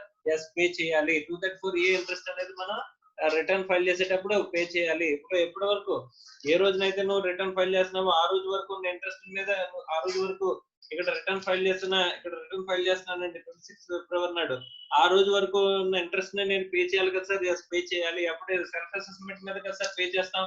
ఎస్, ఆ రోజున మనం ఏం చేసుకుంటాం అంటే సెల్ఫ్ అసెస్మెంట్ ట్యాక్స్ తీసుకుని అంటే టోటల్ ట్యాక్స్ లయబిలిటీ తీసుకుని అందులో నుంచి ఈ అన్ని కూడా మైనస్ చేసిన తర్వాత బ్యాలెన్స్ ఏదైతే ఉంటుందో సెల్ఫ్ అసెస్మెంట్ ట్యాక్స్ ఆ సెల్ఫ్ అసెస్మెంట్ ట్యాక్స్ మీద మనం ఏం చేస్తా ఉంటండి, ఇంట్రెస్ట్ అనేది క్యాలిక్యులేట్ చేస్తా ఉంటండి. 234A క్యాలిక్యులేషన్ అనేది మనం చేస్తా ఉంటండి. Okay right. నెక్స్ట్ అదే కానీ అది ఫైనల్ సార్? కాదండి. ఎందుకు ఫైనల్ కాదంటే ప్రొవిజన్ లో ఏం చెప్పాడంటే కనుక రెగ్యులర్ అసెస్మెంట్ లో మీరు ఏదైతే ఇంట్రెస్ట్ అనేది రెగ్యులర్ అసెస్మెంట్ లో మీకు ఏదైతే ట్యాక్స్ లయబిలిటీ అరైవ్ అవుతారో ఆ ట్యాక్స్ లయబిలిటీ నుంచి ఈ అన్ని కూడా మైనస్ చేసిన తర్వాత బ్యాలెన్స్ అయినా ఉన్నట్లయితే ఆ బ్యాలెన్స్ మీద మీరు క్యాలిక్యులేట్ చేసేదే ఫైనల్ ఇంట్రెస్ట్ అని చెప్పేసి అంటున్నారు. అంటే రిటర్న్ ఫైల్ చేసేటప్పుడు మీరు ఏదైతే 234A అనేది ఇంట్రెస్ట్ క్యాలిక్యులేట్ చేసి మనం ట్యాక్స్ కడతామో అంటే ఇంట్రెస్ట్ కడతామో అది ఫైనల్ కాదా సార్? ఫైనల్ కాదు. అంటే రిటర్న్ ఫైల్ చేసేటప్పుడు కూడా 234A అనేది పడుతుందంటండి. 234A అనేది మనం రిటర్న్ ఫైల్ చేసేటప్పుడు కూడా మనకి లెవీ అవుతుంది. ఎందుకంటే రిటర్న్ ఫైల్ చేసేంత వరకు కూడా ఉన్న సెల్ఫ్ అసెస్మెంట్ ట్యాక్స్ ఆ రోజున మీకు రెగ్యులర్ అసెస్మెంట్ ట్యాక్స్ ఉండదు, ఎందుకంటే అసెస్మెంట్ అనేది జరగదు కాబట్టి. సో కాబట్టి అక్కడ మనం ఏం చేస్తాం, సెల్ఫ్ అసెస్మెంట్ బేస్ చేసుకుని ట్యాక్స్ ఎంత అయితే వస్తుందో ఆ ట్యాక్స్ మీద మనం ఇంట్రెస్ట్ అనేది పే చేస్తామమ్మా. తర్వాత మనకి రిటర్న్ ఫైల్ చేసిన తర్వాత మనకి ఈ regular assessment are summary assessment అనేది వస్తుంది కాబట్టి ఆ రోజున మళ్ళీ రెగ్యులర్ అసెస్మెంట్ కనుక జరిగినట్లయితే అప్పుడు రెగ్యులర్ అసెస్మెంట్ లో ఈ బ్యాలెన్స్ క్యాలిక్యులేట్ చేసుకుని దాని మీద ఇంట్రెస్ట్ క్యాలిక్యులేట్ చేస్తే అది ఫైనల్ అవుతుంది సార్. మరి ఒకవేళ రెగ్యులర్ అసెస్మెంట్ కి సెలెక్ట్ అవ్వకపోతే రెగ్యులర్ అసెస్మెంట్ సెలెక్ట్ అవ్వకపోతే మీరు సెల్ఫ్ అసెస్మెంట్ లో ట్యాక్స్ లో ఏదైతే ట్యాక్స్ పే చేస్తారో దాని మీద ఇంట్రెస్ట్ పే చేస్తారో అది ఏమవుతుందంటే ఫైనల్ అవుతుంది అని చెప్పేసి మనకి ఇక్కడ చెప్తున్నారండి. Okay right. ఒకవేళ రెగ్యులర్ అసెస్మెంట్ కి సెలెక్ట్ అవ్వకపోతే సెల్ఫ్ అసెస్మెంట్ లో మనం క్యాలిక్యులేట్ చేసిన ఇంట్రెస్ట్ ఫైనల్ అవుతుంది. ఒకవేళ రెగ్యులర్ అసెస్మెంట్ జరిగితే ఇందులో వచ్చే బ్యాలెన్స్ మీద కట్టే ఇంట్రెస్ట్ మనకి ఏమవుతుందంటే అండి అది ఫైనల్ అవుతుంది అని చెప్పేసి అని చెప్తున్నారండి. 234A interest. Okay right sir. Next additional points. For the purpose of computation of interest under section 234A, due date means the specified date specified in section 139(1). 139(1) లో చెప్పిన డ్యూ డేట్ మనకి ఇక్కడ డ్యూ డేట్ గా చెప్తున్నాడండి. For the purpose of computation of interest under section 234A, pursuant to 140A self-assessment, tax on the total income determined under section 143(1) or regular assessment shall be deemed to be the income of the total income as declared by the return అని చెప్పేసి అంటున్నాడండి. The self-assessment tax under section 140A includes the balance tax payable after advance tax, TDS relief if any, from the interest leviable under section 234A, B, C అని చెప్పేసి చెప్తున్నాడు. అంటే ప్రతి ఒక్కరికి regular assessment జరుగుతుంది అంటే జరగకపోవచ్చు. ఇక్కడ సమ్మరీ అసెస్మెంట్ అనేది వస్తుంది, ప్రతి రిటర్న్ ఫైల్ చేసిన ప్రతి ఒక్కరికి వస్తుంది, కానీ తర్వాత వస్తుంది. కానీ ఇక్కడ మనకి ఏంటంటే ఈ సెల్ఫ్ అసెస్మెంట్ ట్యాక్స్ 140A అనేది ఏదైతే ఉందో 140A ప్రకారం సెల్ఫ్ అసెస్మెంట్ ట్యాక్స్ ఏదైతే మనం పే చేస్తామో ఆ సెల్ఫ్ అసెస్మెంట్ ట్యాక్స్ నే ఇక్కడ దీని కింద డీమ్ చేసుకోవాలి అని చెప్పేసి అని అంటున్నాడండి. 143(1) అంటే ఏముంటదండి, సమ్మరీ అసెస్మెంట్ లో మనం రిటర్న్ ఫైల్ చేసిందే ఉంటదండి. Okay, unless otherwise there is a mistake. Okay, ఏమన్నా తప్పు ఉంటే కాదు తప్ప మిగిలిందంతా కూడా 143(1) లో సెల్ఫ్ అసెస్మెంట్ ట్యాక్స్ లో ఏదైతే క్యాలిక్యులేషన్ ఉంటుందో అదే ఉంటుంది. So self assessment tax calculation చేసి దాని మీద ఇంట్రెస్ట్ క్యాలిక్యులేట్ చేసి మీరు ఏదైతే పే చేస్తారో అదే ఏమవుతుంది, ఒకవేళ రెగ్యులర్ అసెస్మెంట్ జరగకపోతే కనుక అదే ఫైనల్ అవుతుంది. దాన్ని తీసుకొని మనం ఏం చేస్తాం 234ABC అనే ఇంట్రెస్ట్ క్యాలిక్యులేట్ చేసుకుంటాం అని చెప్పేసి చెప్తున్నాడు అండి. The interest payable under section 234A shall be reduced by any interest paid pursuant to the 140A. అంటే సెల్ఫ్ అసెస్మెంట్ ట్యాక్స్ లో మనం ఒకవేళ పే చేసేటప్పుడు ఇంట్రెస్ట్ పే చేసాం అనుకోండి, ఇప్పుడు రెగ్యులర్ అసెస్మెంట్ లో నా ఇన్కమ్, నేను సెల్ఫ్ అసెస్మెంట్ లో నా ఇన్కమ్ 10 లక్షలను చూపించుకొని నేను డిలే చేసినందుకు, filing of the return delay చేసినందుకు నేను ఇంట్రెస్ట్ పే చేశాను అంటండి.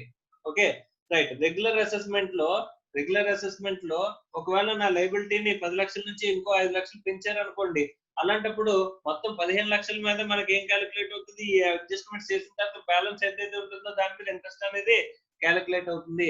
ఇలా క్యాలిక్యులేట్ చేసేటప్పుడు ఇంట్రెస్ట్ క్యాలిక్యులేట్ చేసేటప్పుడు నేను ఇక్కడ సెల్ఫ్ అసెస్మెంట్ ట్యాక్స్ లోనే నేను ఏదైనా ఇంట్రెస్ట్ పే చేసినట్లయితే ఇంట్రెస్ట్ 234A ప్రకారం ఆ 234A ని అడ్జస్ట్ చేసుకోవచ్చా సార్? ఎస్, అడ్జస్ట్ చేసుకుని బ్యాలెన్స్ ఇంట్రెస్ట్ ఏదైతే ఉంటుందో అది పే చేస్తే సరిపోతుంది అని చెప్పేసి అని చెప్తున్నానండి. ఓకే సార్, ఒకవేళ నేను డ్యూ డేట్ లోపే రిటర్న్ ఫైల్ చేస్తాను అనుకోండి, విత్ ఇన్ డ్యూ డేట్ లోనే నేను రిటర్న్ ఫైల్ చేస్తే ఇంట్రెస్ట్ అనేది లెవీ అవుతుందా? నో ఇంట్రెస్ట్ అండి, no interest. Okay right sir. ఒకవేళ సెల్ఫ్ అసెస్మెంట్ ట్యాక్స్ లో నేను ఇంట్రెస్ట్ అనేది పడదు, ఎందుకంటే డ్యూ డేట్ లో రిటర్న్ ఫైల్ చేస్తాను కాబట్టి. రెగ్యులర్ అసెస్మెంట్ లో కనుక ట్యాక్స్ లయబిలిటీ పెరిగితే అప్పుడు కూడా అట్రాక్ట్ అవుతుంది, ఎందుకంటే మీరు డ్యూ డేట్ లోపు ఏం చేశారు, రిటర్న్ ఫైల్ చేశారు. అసలు ఈ ఇంట్రెస్ట్ అనేది ఎందుకు లెవీ అవుతుందంటే డ్యూ డేట్ లో రిటర్న్ ఫైల్ చేయకపోతే కనుక లెవీ అవుతుంది. Within the due date లో కనుక మీకు రిటర్న్ అనేది ఫైల్ చేస్తే this is an advantage that no interest is going to be calculated under section 234A even under the regular assessment లో కూడా మీకు ఇంట్రెస్ట్ అనేది లెవీ అవ్వదు అని చెప్పేసి అని చెప్తున్నారండి. Okay right.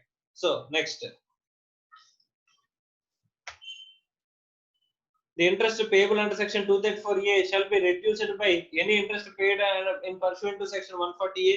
In the case of interest increases, notice shall be issued by the assessing officer, which shall be deemed to be a notice under section notice of demand under section 156.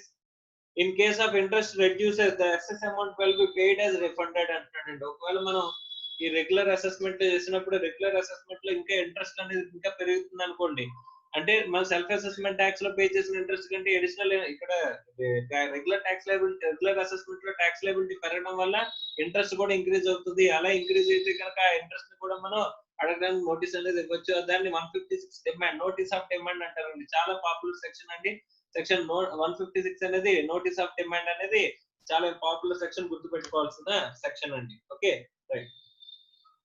Interest under section 234A being compulsory in nature shall be levied only where the tax has not been deposited prior to the due date of filing of the return of income అని చెప్పేసి అంటున్నాడండి. Accordingly, where the entire amount of self-assessment tax was paid before the due date for filing of the return of income, interest under section 234A, delay or default in the return of income shall not be levied. Very very important అండి. ఈ కేసులా కూడా గుర్తుపెట్టుకోండి, చాలా చోట్ల అడుగుతాడు. Okay, CIT versus doctor Pranay Roy. Okay, ఈ Pranay Roy case ఏంటంటే supreme కోర్టులో ల్యాండ్ మార్క్ జడ్జ్మెంట్ అండి. ఇక్కడ ఏం చెప్పారు అని చెప్పేసాను అంటే కనుక, మీరు రిటర్న్ ఫైలింగ్ డ్యూ డేట్ లోపు రిటర్న్ ఫైల్ చేయకపోతే 234A ఇంట్రెస్ట్ అనేది లెవీ అవుతుంది. if not filed, ఇక్కడ ఫైల్ చేస్తే కనుక ఇక్కడ no interest. If not filed interest అనేది లెవీ అవుతుంది. కానీ దేని మీద లెవీ అవుతుంది? అవుట్ స్టాండింగ్ మీద లెవీ అవుతుంది. అసలు అవుట్ స్టాండింగ్ లేదనుకోండి, if not filed next check చేసుకోవాల్సింది ఏంటంటే, యాజ్ పర్ ప్రణయ్ రాయ్ కేసుల ప్రకారం, జడ్జిమెంట్ ప్రకారం మనం ఏం చెక్ చేసుకోవాలంటే, ఈజ్ దేర్ ఎనీ డ్యూ అంటే డ్యూ డేట్ కి బిఫోర్ డ్యూ ఎక్కడైనా అమౌంట్ డ్యూ అయిందా, యాజ్ ఆన్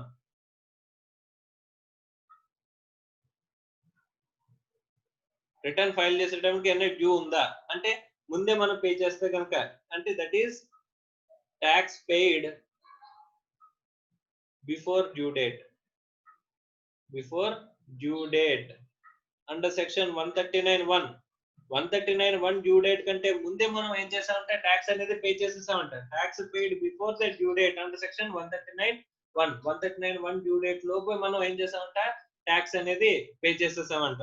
మరి చూడండి, tax paid before the due date under section 139 due date కి బిఫోర్ గానే మనం రిటర్న్ అనేది, ఇక్కడ 139(1) రిటర్న్ ఫైలింగ్ డ్యూ డేట్ కి బిఫోర్ గానే ట్యాక్సెస్ అనేది మొత్తం పే చేసేసామంట.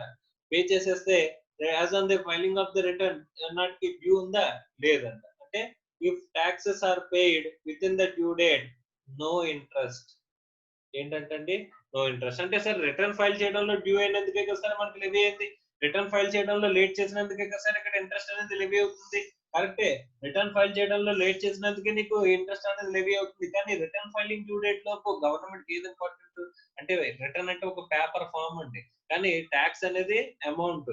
సో వాళ్ళకి ఏం కావాలంటే ట్యాక్స్ ఎప్పుడు పే చేసాం, before the due date pay చేసేస్తే కనుక అక్కడ no interest. As per CIT versus Pranay Roy case, supreme court landmark judgement అండి. ఈ కేసుల ప్రకారం మనం ఏం లెవీ చేయగలదంట, ఇంట్రెస్ట్ అనేది డ్యూ డేట్ కంటే బిఫోరే మనం ట్యాక్సెస్ మొత్తం పే చేసాము, కానీ రిటర్న్ ఫైల్ చేయాల. అంటే సపోజ్ 31st ఎగ్జాంపుల్ కి మనం తీసుకుంటే 31st జూలై కల్లా మొత్తం డ్యూ ట్యాక్స్ అంతా పే చేస్తానంటండి. Total taxes paid. బట్ మనం ఫైల్ చేసింది రిటర్న్ ఎప్పుడంట, 30th అక్టోబర్ అంట. రిటర్న్ ఫైల్ చేసింది ఎప్పుడంట, 30th అక్టోబర్. కానీ మనం ట్యాక్సెస్ అన్ని కూడా ఎప్పుడు పే చేస్తాం, 31st జూలైకి బిఫోర్ గానే పే చేస్తాం అంటండి. అలాంటప్పుడు ఇక్కడ రిటర్న్ ఫైల్ చేసినా సరే, రిటర్న్ ఫైల్డ్ చేసి డిలే చేసినా సరే ఇక్కడ ఏముంటదంటండి, నో ఇంట్రెస్ట్. ఎందుకు no interest? Based on the judgement of supreme court judgement as per the CIT versus Pranay Roy అనే కేసు అండి. Okay, so this is very very important. Okay, ఇది 234A ఇంట్రెస్ట్ గురించి మనం మాట్లాడుకుందామండి. నెక్స్ట్ 234B ఇంట్రెస్ట్ అంటే interest for default in payment of advance tax. Okay, 234B. Okay, so 234B ఎప్పుడు levy అవుతుంది, దేనికి లెవీ అవుతుంది? డిఫాల్ట్. ఇది దీని గురించి ఆల్రెడీ మనం ఒకసారి మాట్లాడుకున్నామండి. 234B ఇంట్రెస్ట్ ఎప్పుడు లెవీ అవుతుందంటే, if advance tax non complains చేస్తే కనుక 234B అండ్ 234C లెవీ అవుతాయని చెప్పేసి అనుకున్నాం. అందులో మనం మాట్లాడుకుంటుంది ఏంటంటే కనుక, default in payment of advance tax. ఈ అడ్వాన్స్ ట్యాక్స్ ని పే చేయడంలో కనుక మీరు డిఫాల్ట్ చేసినట్లయితే అప్పుడు మీకు లెవీ ఇంట్రెస్ట్ ఏంటంటే 234B ఇంట్రెస్ట్ అంట. 234B ఇంట్రెస్ట్ అనేది ఎలా లెవీ అవుతుంది, దేని గురించి లెవీ అవుతుంది అనేది ఒకసారి చూద్దాం. Okay, right. Where in any financial year assessee who is liable to pay advance tax has failed to pay such tax, or advance tax paid by such assessee is less than 90% of the assessed tax. మనం pay చేసే tax ఎంతంటే 90% total. అంటే ఇక్కడ estimation deviation ఎంత వరకు ఇస్తున్నారంటే 10% వరకు ఇస్తున్నారంట. The assessee shall be liable to pay interest under section 234B అని చెప్పేసి అని చెప్తున్నాడండి. అంటే మనం పే చేయాల్సిన అడ్వాన్స్ ట్యాక్స్ సార్ ఎలా తెలుస్తుంది సార్? మనం total final tax liability arrive అవుతుంది కదా, ఆ final tax liability return file చేసేటప్పుడు ఫైనల్ ట్యాక్స్ లయబిలిటీ అరైవ్ అవుతుంది కదా, ఆ ఫైనల్ ట్యాక్స్ లయబిలిటీలో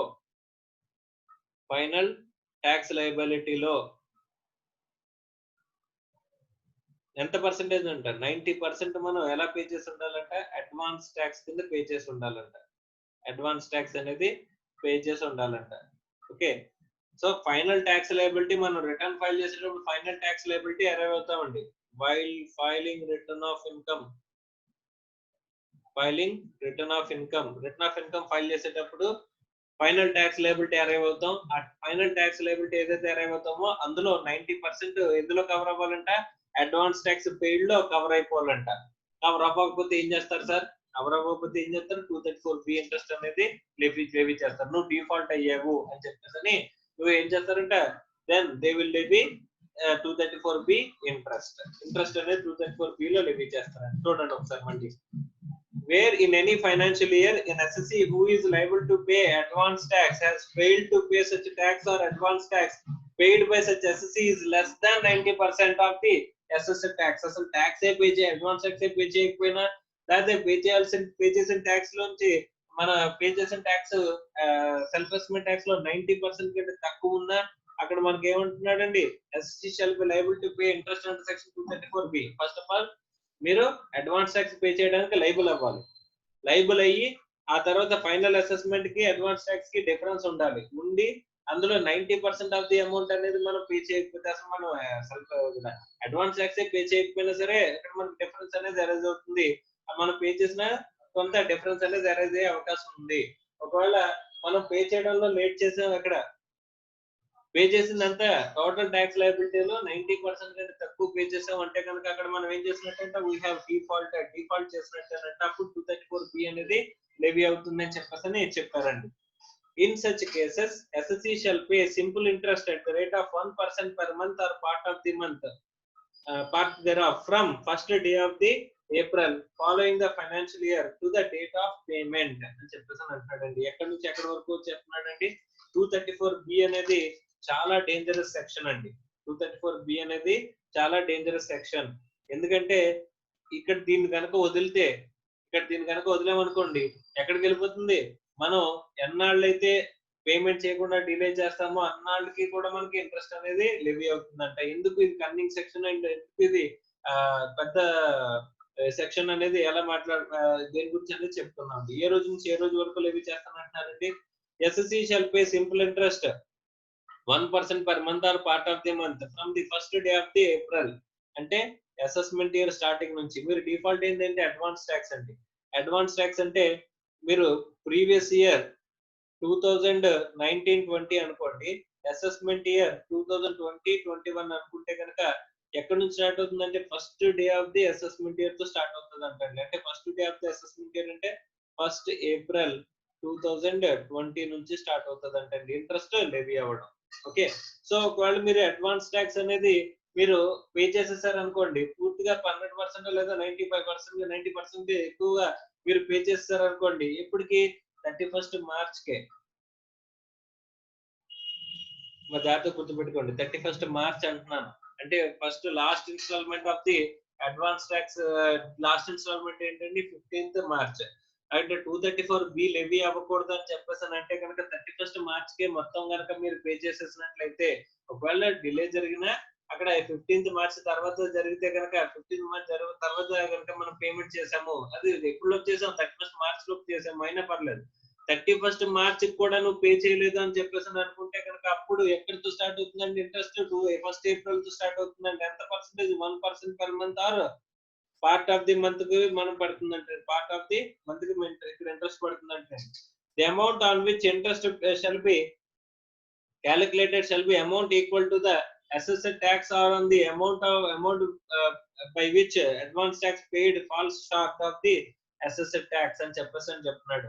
అంటే ఇక్కడ 1% per month అనేది ఎక్కడ నుంచి స్టార్ట్ అవుతుందంటే 1st April నుంచి స్టార్ట్ అవుతుంది.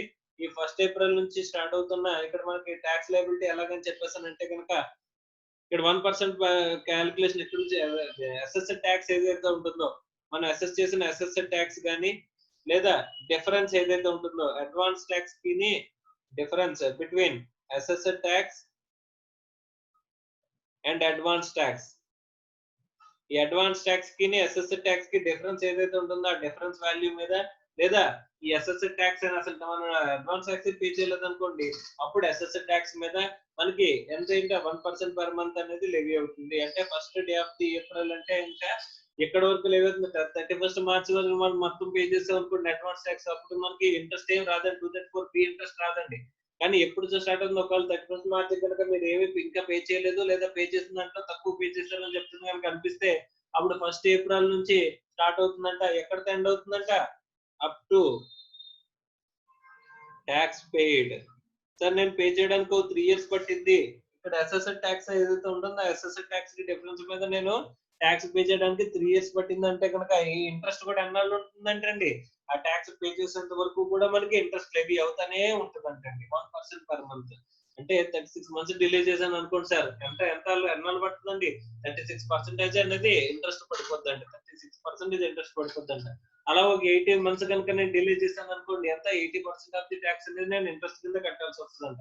నేను ఒకవేళ ఒక 100 మంత్స్ డిలే చేశాను అనుకోండి, 100 మంత్స్ డిలే చేస్తే 100% ఇక్కడ మనకి ఏమవుతుందంటే అక్కడ ట్యాక్స్ లయబిలిటీ అనేది ఇక్కడ ఎంత అవుతుందంట. సో ఎన్ని మంత్స్ డిలే చేస్తే అన్ని మంత్స్ కి అలా క్యాలిక్యులేట్ అవుతూనే ఉంటుంది. సార్ నేను ఒక 200 మంత్స్ డిలే చేశాను అనుకోండి, 200 మంత్స్ ఇంటూ 1% అంటే 200% ఆఫ్ ది ట్యాక్స్ లయబిలిటీ మీకు ఇంట్రెస్ట్ కింద లెవీ అవుతుంది, 234 ఇంట్రెస్ట్ కింద లెవీ అవుతుంది అని చెప్పేసి అని అంటున్నాడండి. ఇవన్నీ కూడా మనకి సింపుల్ ఇంట్రెస్ట్ చెప్తున్నాడండి.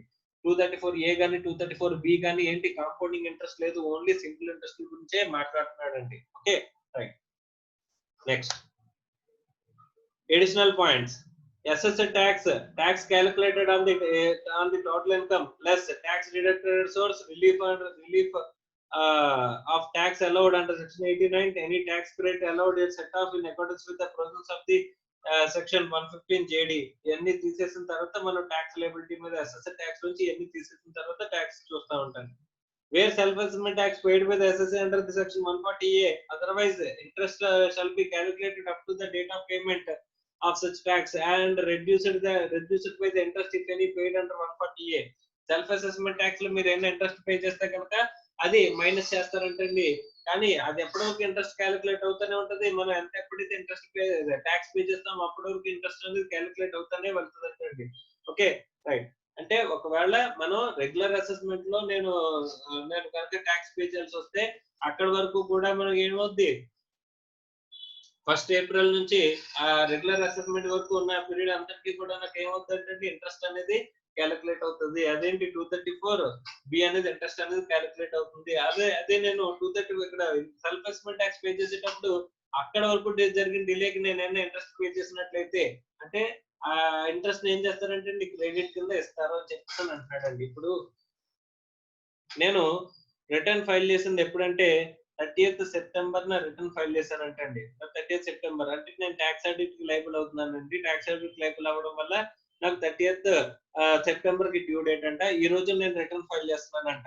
ఇక్కడ within the due date లోనే కదా రిటర్న్ ఫైల్ చేస్తున్నాను. ఎస్ రిటర్న్ ఫైల్ చేస్తుంది within the due date కాబట్టి 234A అనేది లెవీ అవుతుంది, కానీ 234B అనేది లెవీ అవుతుందంట. నేను రూపాయి కూడా ఇంట్రెస్ట్ పే చేయలేదంట, నేను రూపాయి కూడా ట్యాక్స్ పే చేయలేదంట, అడ్వాన్స్ ట్యాక్స్ ఏమీ పే చేయలేదంట.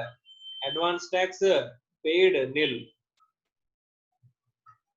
అడ్వాన్స్ ట్యాక్స్ ఏమీ పే చేయలేదంట. అలాంటప్పుడు నేను ఏదైతే సెల్ఫ్ అసెస్మెంట్ ట్యాక్స్ చేసుకుంటానో ఆ సెల్ఫ్ అసెస్మెంట్ ట్యాక్స్ మీద నాకు ఏమవుతుందంటే ఇంట్రెస్ట్ అండర్ సెక్షన్ 234B అనేది లెవీ అవుతుందంట. ఎంత లెవీ అవుతుంది సార్ అని చెప్పేసానంటే ఎక్కడి నుంచి లెవీ అవుతుందండి, ఫస్ట్ ఇది ఎప్పుడు కూడా 234B అనేది ఫస్ట్ ఏప్రిల్ నుంచి స్టార్ట్ అవుతుంది కాబట్టి ఫస్ట్ ఏప్రిల్ 2020 ఇక్కడ 2020 అనుకోండి, ఫస్ట్ ఏప్రిల్ 2020 నుంచి 30th సెప్టెంబర్ వరకు అంటే ఎన్ని మంత్స్ అండి, April May June July August September September.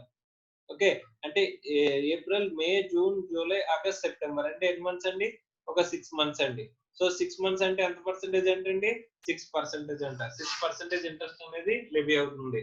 So self assessment tax అప్పుడు నేను ఇంట్రెస్ట్ అనేది పే చేశానండి. ఓకే ఎంత 6% ఇంట్రెస్ట్ అనేది పే చేశానంట. ఆ తర్వాత రెగ్యులర్ అసెస్మెంట్ జరిగిందంట. రెగ్యులర్ అసెస్మెంట్ జరిగి మనకి ఏమైంది, మన ట్యాక్స్ లయబిలిటీ అనేది పెరిగిందంటుంది. మన ట్యాక్స్ లయబిలిటీ అనేది ఏమైందంట పెరిగిందంట. Tax liability gone increased. అలాంటప్పుడు మళ్ళీ ఇంట్రెస్ట్ పే చేయాల్సి వస్తుందా సార్? ఎస్, ఇంట్రెస్ట్ అనేది పే చేయాలి కామన్. ఈ ఇంట్రెస్ట్ పే చేసినప్పుడు ఆల్రెడీ నేను ఇక్కడ సెల్ఫ్ అసెస్మెంట్ ట్యాక్స్ లో కొంత ఇంట్రెస్ట్ పే చేశాను కదా సార్. ఇక్కడ నేను ఆల్రెడీ కొంత సెల్ఫ్ అసెస్మెంట్ ట్యాక్స్ లో ఇంట్రెస్ట్ పే చేశాను కదా సార్. ఆ ఇంట్రెస్ట్ ని ఇక్కడ నుంచి మైనస్ చేసుకోవచ్చు అంట. Minus interest paid. మనం ఆల్రెడీ ఇంట్రెస్ట్ పే చేసిన దాన్ని ఏం చేసుకోవచ్చు అంటే సెక్షన్ 140 క్యాపిటల్ ఏ అంటే సెల్ఫ్ అసెస్మెంట్ ట్యాక్స్ అప్పుడు నేను ఇంట్రెస్ట్ పే చేసిన దాన్ని ఏం చేసుకోవచ్చు అంటే నేను ఈ 234B ఇంట్రెస్ట్ నేను రెగ్యులర్ అసెస్మెంట్ మీద క్యాలిక్యులేట్ చేసిన ఇంట్రెస్ట్ నుంచి మైనస్ చేసుకోవచ్చు అంట. సో మైనస్ చేసుకుని బ్యాలెన్స్ ఇంట్రెస్ట్ ఉన్నట్లయితే బ్యాలెన్స్ ఇంట్రెస్ట్ నేను పే చేయాల్సిన అవసరం వస్తుందని చెప్పేసి మనకి చెప్తున్నారండి. ఓకే, నెక్స్ట్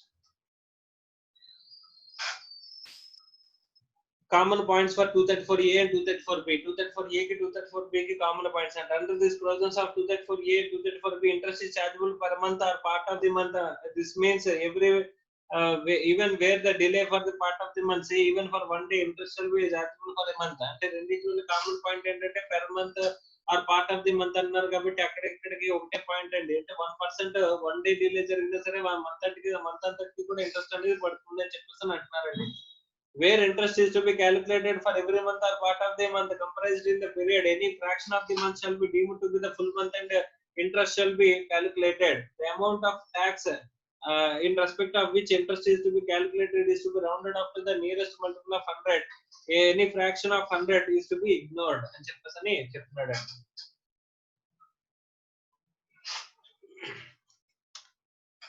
సో ఇక్కడ ఏం చెప్తున్నాడంటే ఇక్కడ ఇంట్రెస్ట్ క్యాలిక్యులేషన్ ఎలా చేయాలంటే కనుక ఇంట్రెస్ట్ అనేది క్యాలిక్యులేట్ చేసేటప్పుడు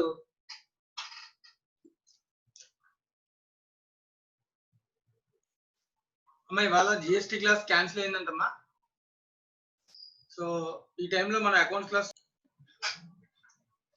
సో ఇంట్రెస్ట్ అనేది మనం క్యాలిక్యులేట్ చేసేటప్పుడు ఎలా క్యాలిక్యులేట్ చేయాలని చెప్పేసి అంటే కనుక ఇంట్రెస్ట్ అనేది ఫస్ట్ ట్యాక్స్ లయబిలిటీని రౌండింగ్ ఆఫ్ చేయాలంట. ట్యాక్స్ లయబిలిటీని రౌండింగ్ ఆఫ్ చేయాలంట. ఎంతకి రౌండింగ్ ఆఫ్ చేయాలి? 100 రూపీస్ కి రౌండింగ్ ఆఫ్ చేయాలంట.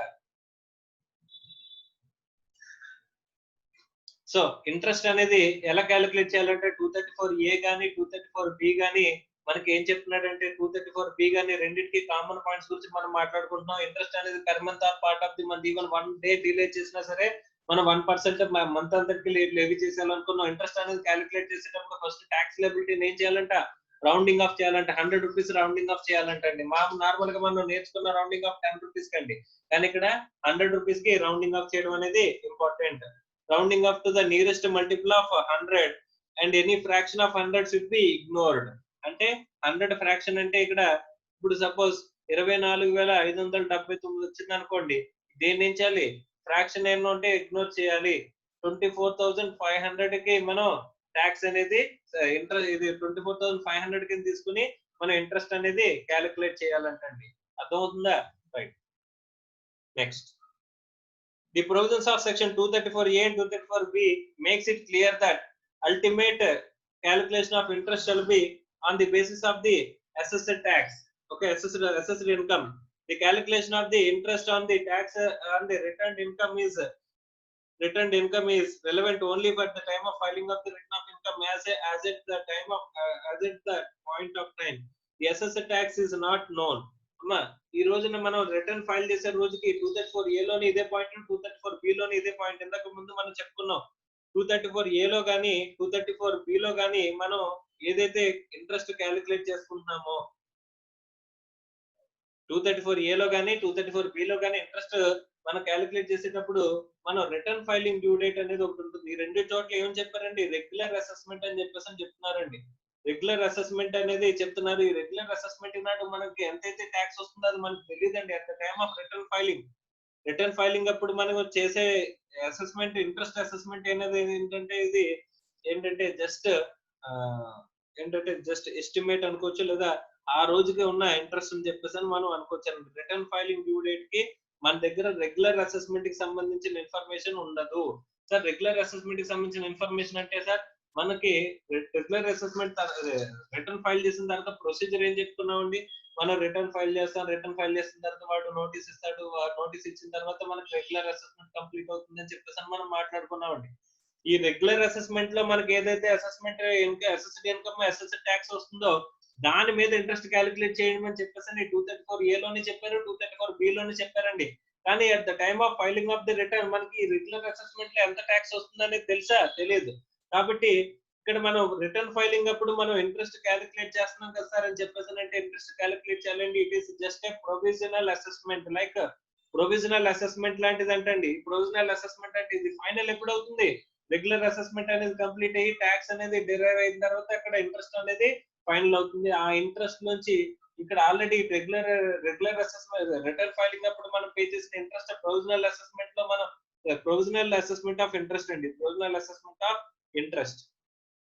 ఈ ప్రొవిజనల్ అసెస్మెంట్ ఆఫ్ ఇంట్రెస్ట్ ఏదైతే మనం క్యాలిక్యులేట్ చేసుకుని పే చేసామో అది మనం మైనస్ చేసుకుంటామని చెప్పేసి మనం చెప్పుకున్నామండి. Okay, right.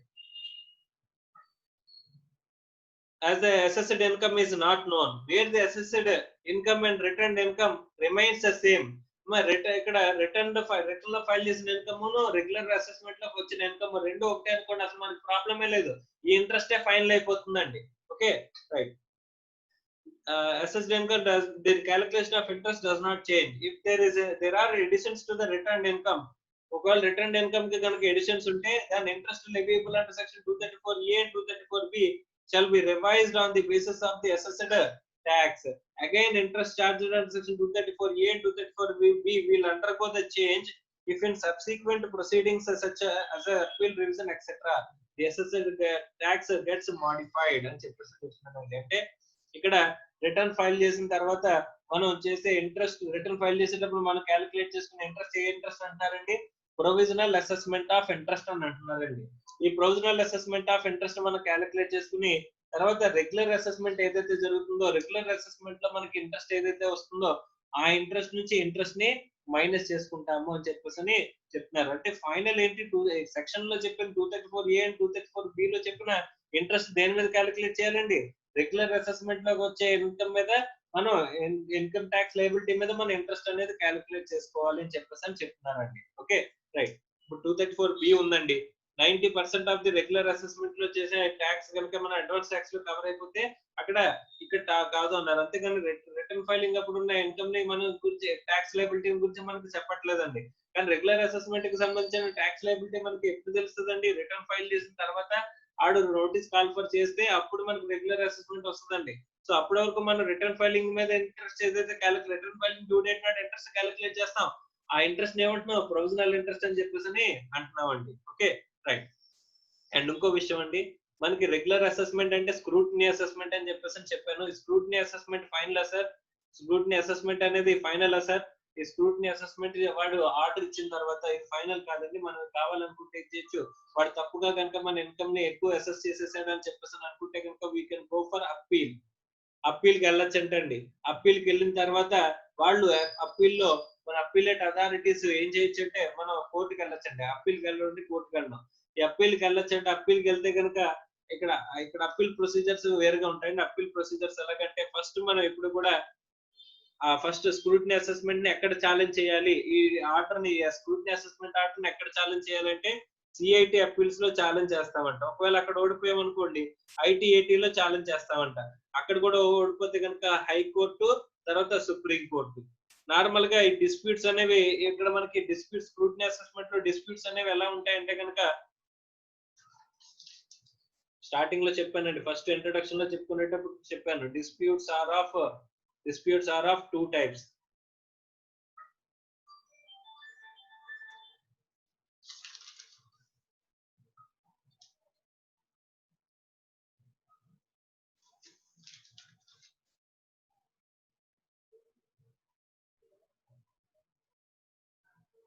సో ప్రొవిజన్ ని మనం క్వశ్చన్ చేస్తున్నాం అనుకోండి, ప్రొవిజన్ అప్లికబిలిటీని అసలు ప్రొవిజన్ ని అంటే ప్రొవిజన్ ఆర్ యాక్ట్ ని మనం క్వశ్చన్ చేస్తున్నాం అనుకోండి, దాన్ని క్వశ్చన్ ఆఫ్ యాక్ట్ అంటారు.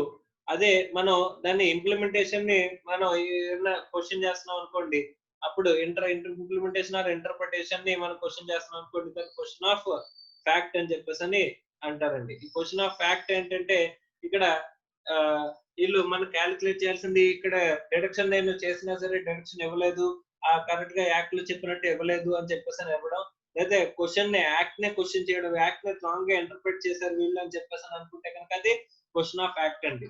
ఓకే, క్వశ్చన్ ఆఫ్ యాక్ట్ కానీ క్వశ్చన్ ఆఫ్ లా అని అంటారండి. క్వశ్చన్ ఆఫ్ యాక్ట్ కంటే బెస్ట్ వర్డ్ క్వశ్చన్ ఆఫ్ లా. ఈ క్వశ్చన్ ఆఫ్ లా ఉంటే కనుక ఇప్పుడు ఇక్కడ మనకి ఈ డిస్ప్యూట్స్ అన్ని కూడా ఎలా డివైడ్ అయిపోతాయండి. ఈ డిస్ప్యూట్స్ అన్ని కూడా question of law and question of facts కింద డివైడ్ అయిపోతాయి. ఇందులో సిఐటి అప్పీల్స్, ఐటిఏటి ఈ రెండింటికి మనం ఏదర్ క్వశ్చన్ ఆఫ్ లా గురించి కానీ లేదా క్వశ్చన్ ఆఫ్ ఫ్యాక్ట్ గురించి కానీ రెండింటి గురించి వెళ్ళొచ్చండి. But high court or supreme court రెండింటికి మాత్రం we can only go with the question of law. Question of law గురించి మాత్రమే మనం వెళ్ళగలము. ఈ ఇద్దరి దగ్గరికి question of fact, question of law రెండింటి గురించి వెళ్ళొచ్చు, కానీ వీళ్ళ దగ్గరికి మాత్రం క్వశ్చన్ ఆఫ్ లా గురించి మాత్రమే మనం వెళ్ళాలంటే డిస్ప్యూట్ వస్తే. అంటే ఒకవేళ స్క్రూటినీ అసెస్మెంట్ లో గనక మనకి స్క్రూటినీ అసెస్మెంట్ లో గనక ఫైనల్ కాదండి, మనం కావాలంటే ఏం చేయొచ్చు, అప్పీల్ చేసుకోవచ్చు. అప్పీల్ లో మనకి ఫేవరబుల్ గా వచ్చింది అనుకోండి, ఆ ఫేవరబుల్ గా వస్తే కనుక అక్కడ అప్పీల్ లో చెప్పిన, ఇప్పుడు అప్పీల్ లో ఇన్కమ్ తగ్గించండి, స్క్రూటినీలో చెప్పిన ఇన్కమ్ తగ్గించండి, ఇక్కడ 1 కోటి రూపాయలు ఇన్కమ్ అన్నారు, కానీ అప్పీల్ కి వెళ్ళిన తర్వాత 50 లక్షల ఇన్కమ్ అన్నాడు. సో దట్ దాన్ని బేస్ చేసుకుని మనకి ఈ స్క్రూటినీ ఇన్కమ్ అనేది రివైజ్ అయిపోతుంది. అలాంటప్పుడు ఇంట్రెస్ట్ కూడా దీన్ని బేస్ చేసుకుని అప్పీల్ లో తర్వాత అప్పీల్ ప్రొసీడ్స్ తర్వాత వచ్చిన మనకి ప్రొసీడింగ్స్ ఏవైతే ఉంటాయో ప్రొసీడింగ్స్ ని బేస్ చేసుకుని మాత్రమే మనకి ఇంట్రెస్ట్ క్యాలిక్యులేషన్ కూడా ఫైనల్ అవుతుంది అంటండి. Okay right. So this is with respect to 234B interest. 234A 234B లో కామన్ పాయింట్స్ కూడా మనం చూసామండి. ఓకే, సో ఇక మనకి మిగిలింది 234C ఇంట్రెస్ట్ అండి. ఈ ఇంట్రెస్ట్ గురించి చూస్తే మనకి ఇక్కడ 234F గురించి ఒక పాయింట్ ఉంది. ఇక్కడ మనం మాట్లాడుకున్న దాంట్లో ఏమనుకున్నాం, నాన్ కాన్సిక్వెన్సెస్ గురించి మాట్లాడుకునేటప్పుడు రాసుకున్న దాంట్లో 234A చూసాం, 234B చూసాం, 234C ఉంది, 234F ఉంది. ఈ రెండు సెక్షన్స్ చూసేస్తే మనకి ఈ చాప్టర్ అనేది కంప్లీట్ అయిపోతుంది. That we will complete in the next class. Next class లో కంప్లీట్ చేసేసుకుందాం ఆ టాపిక్ గురించి. సో ఏమైనా డౌట్స్ ఉంటే కనుక మధ్యాహ్నం క్లాస్ లో మీరు అడగచ్చు. సో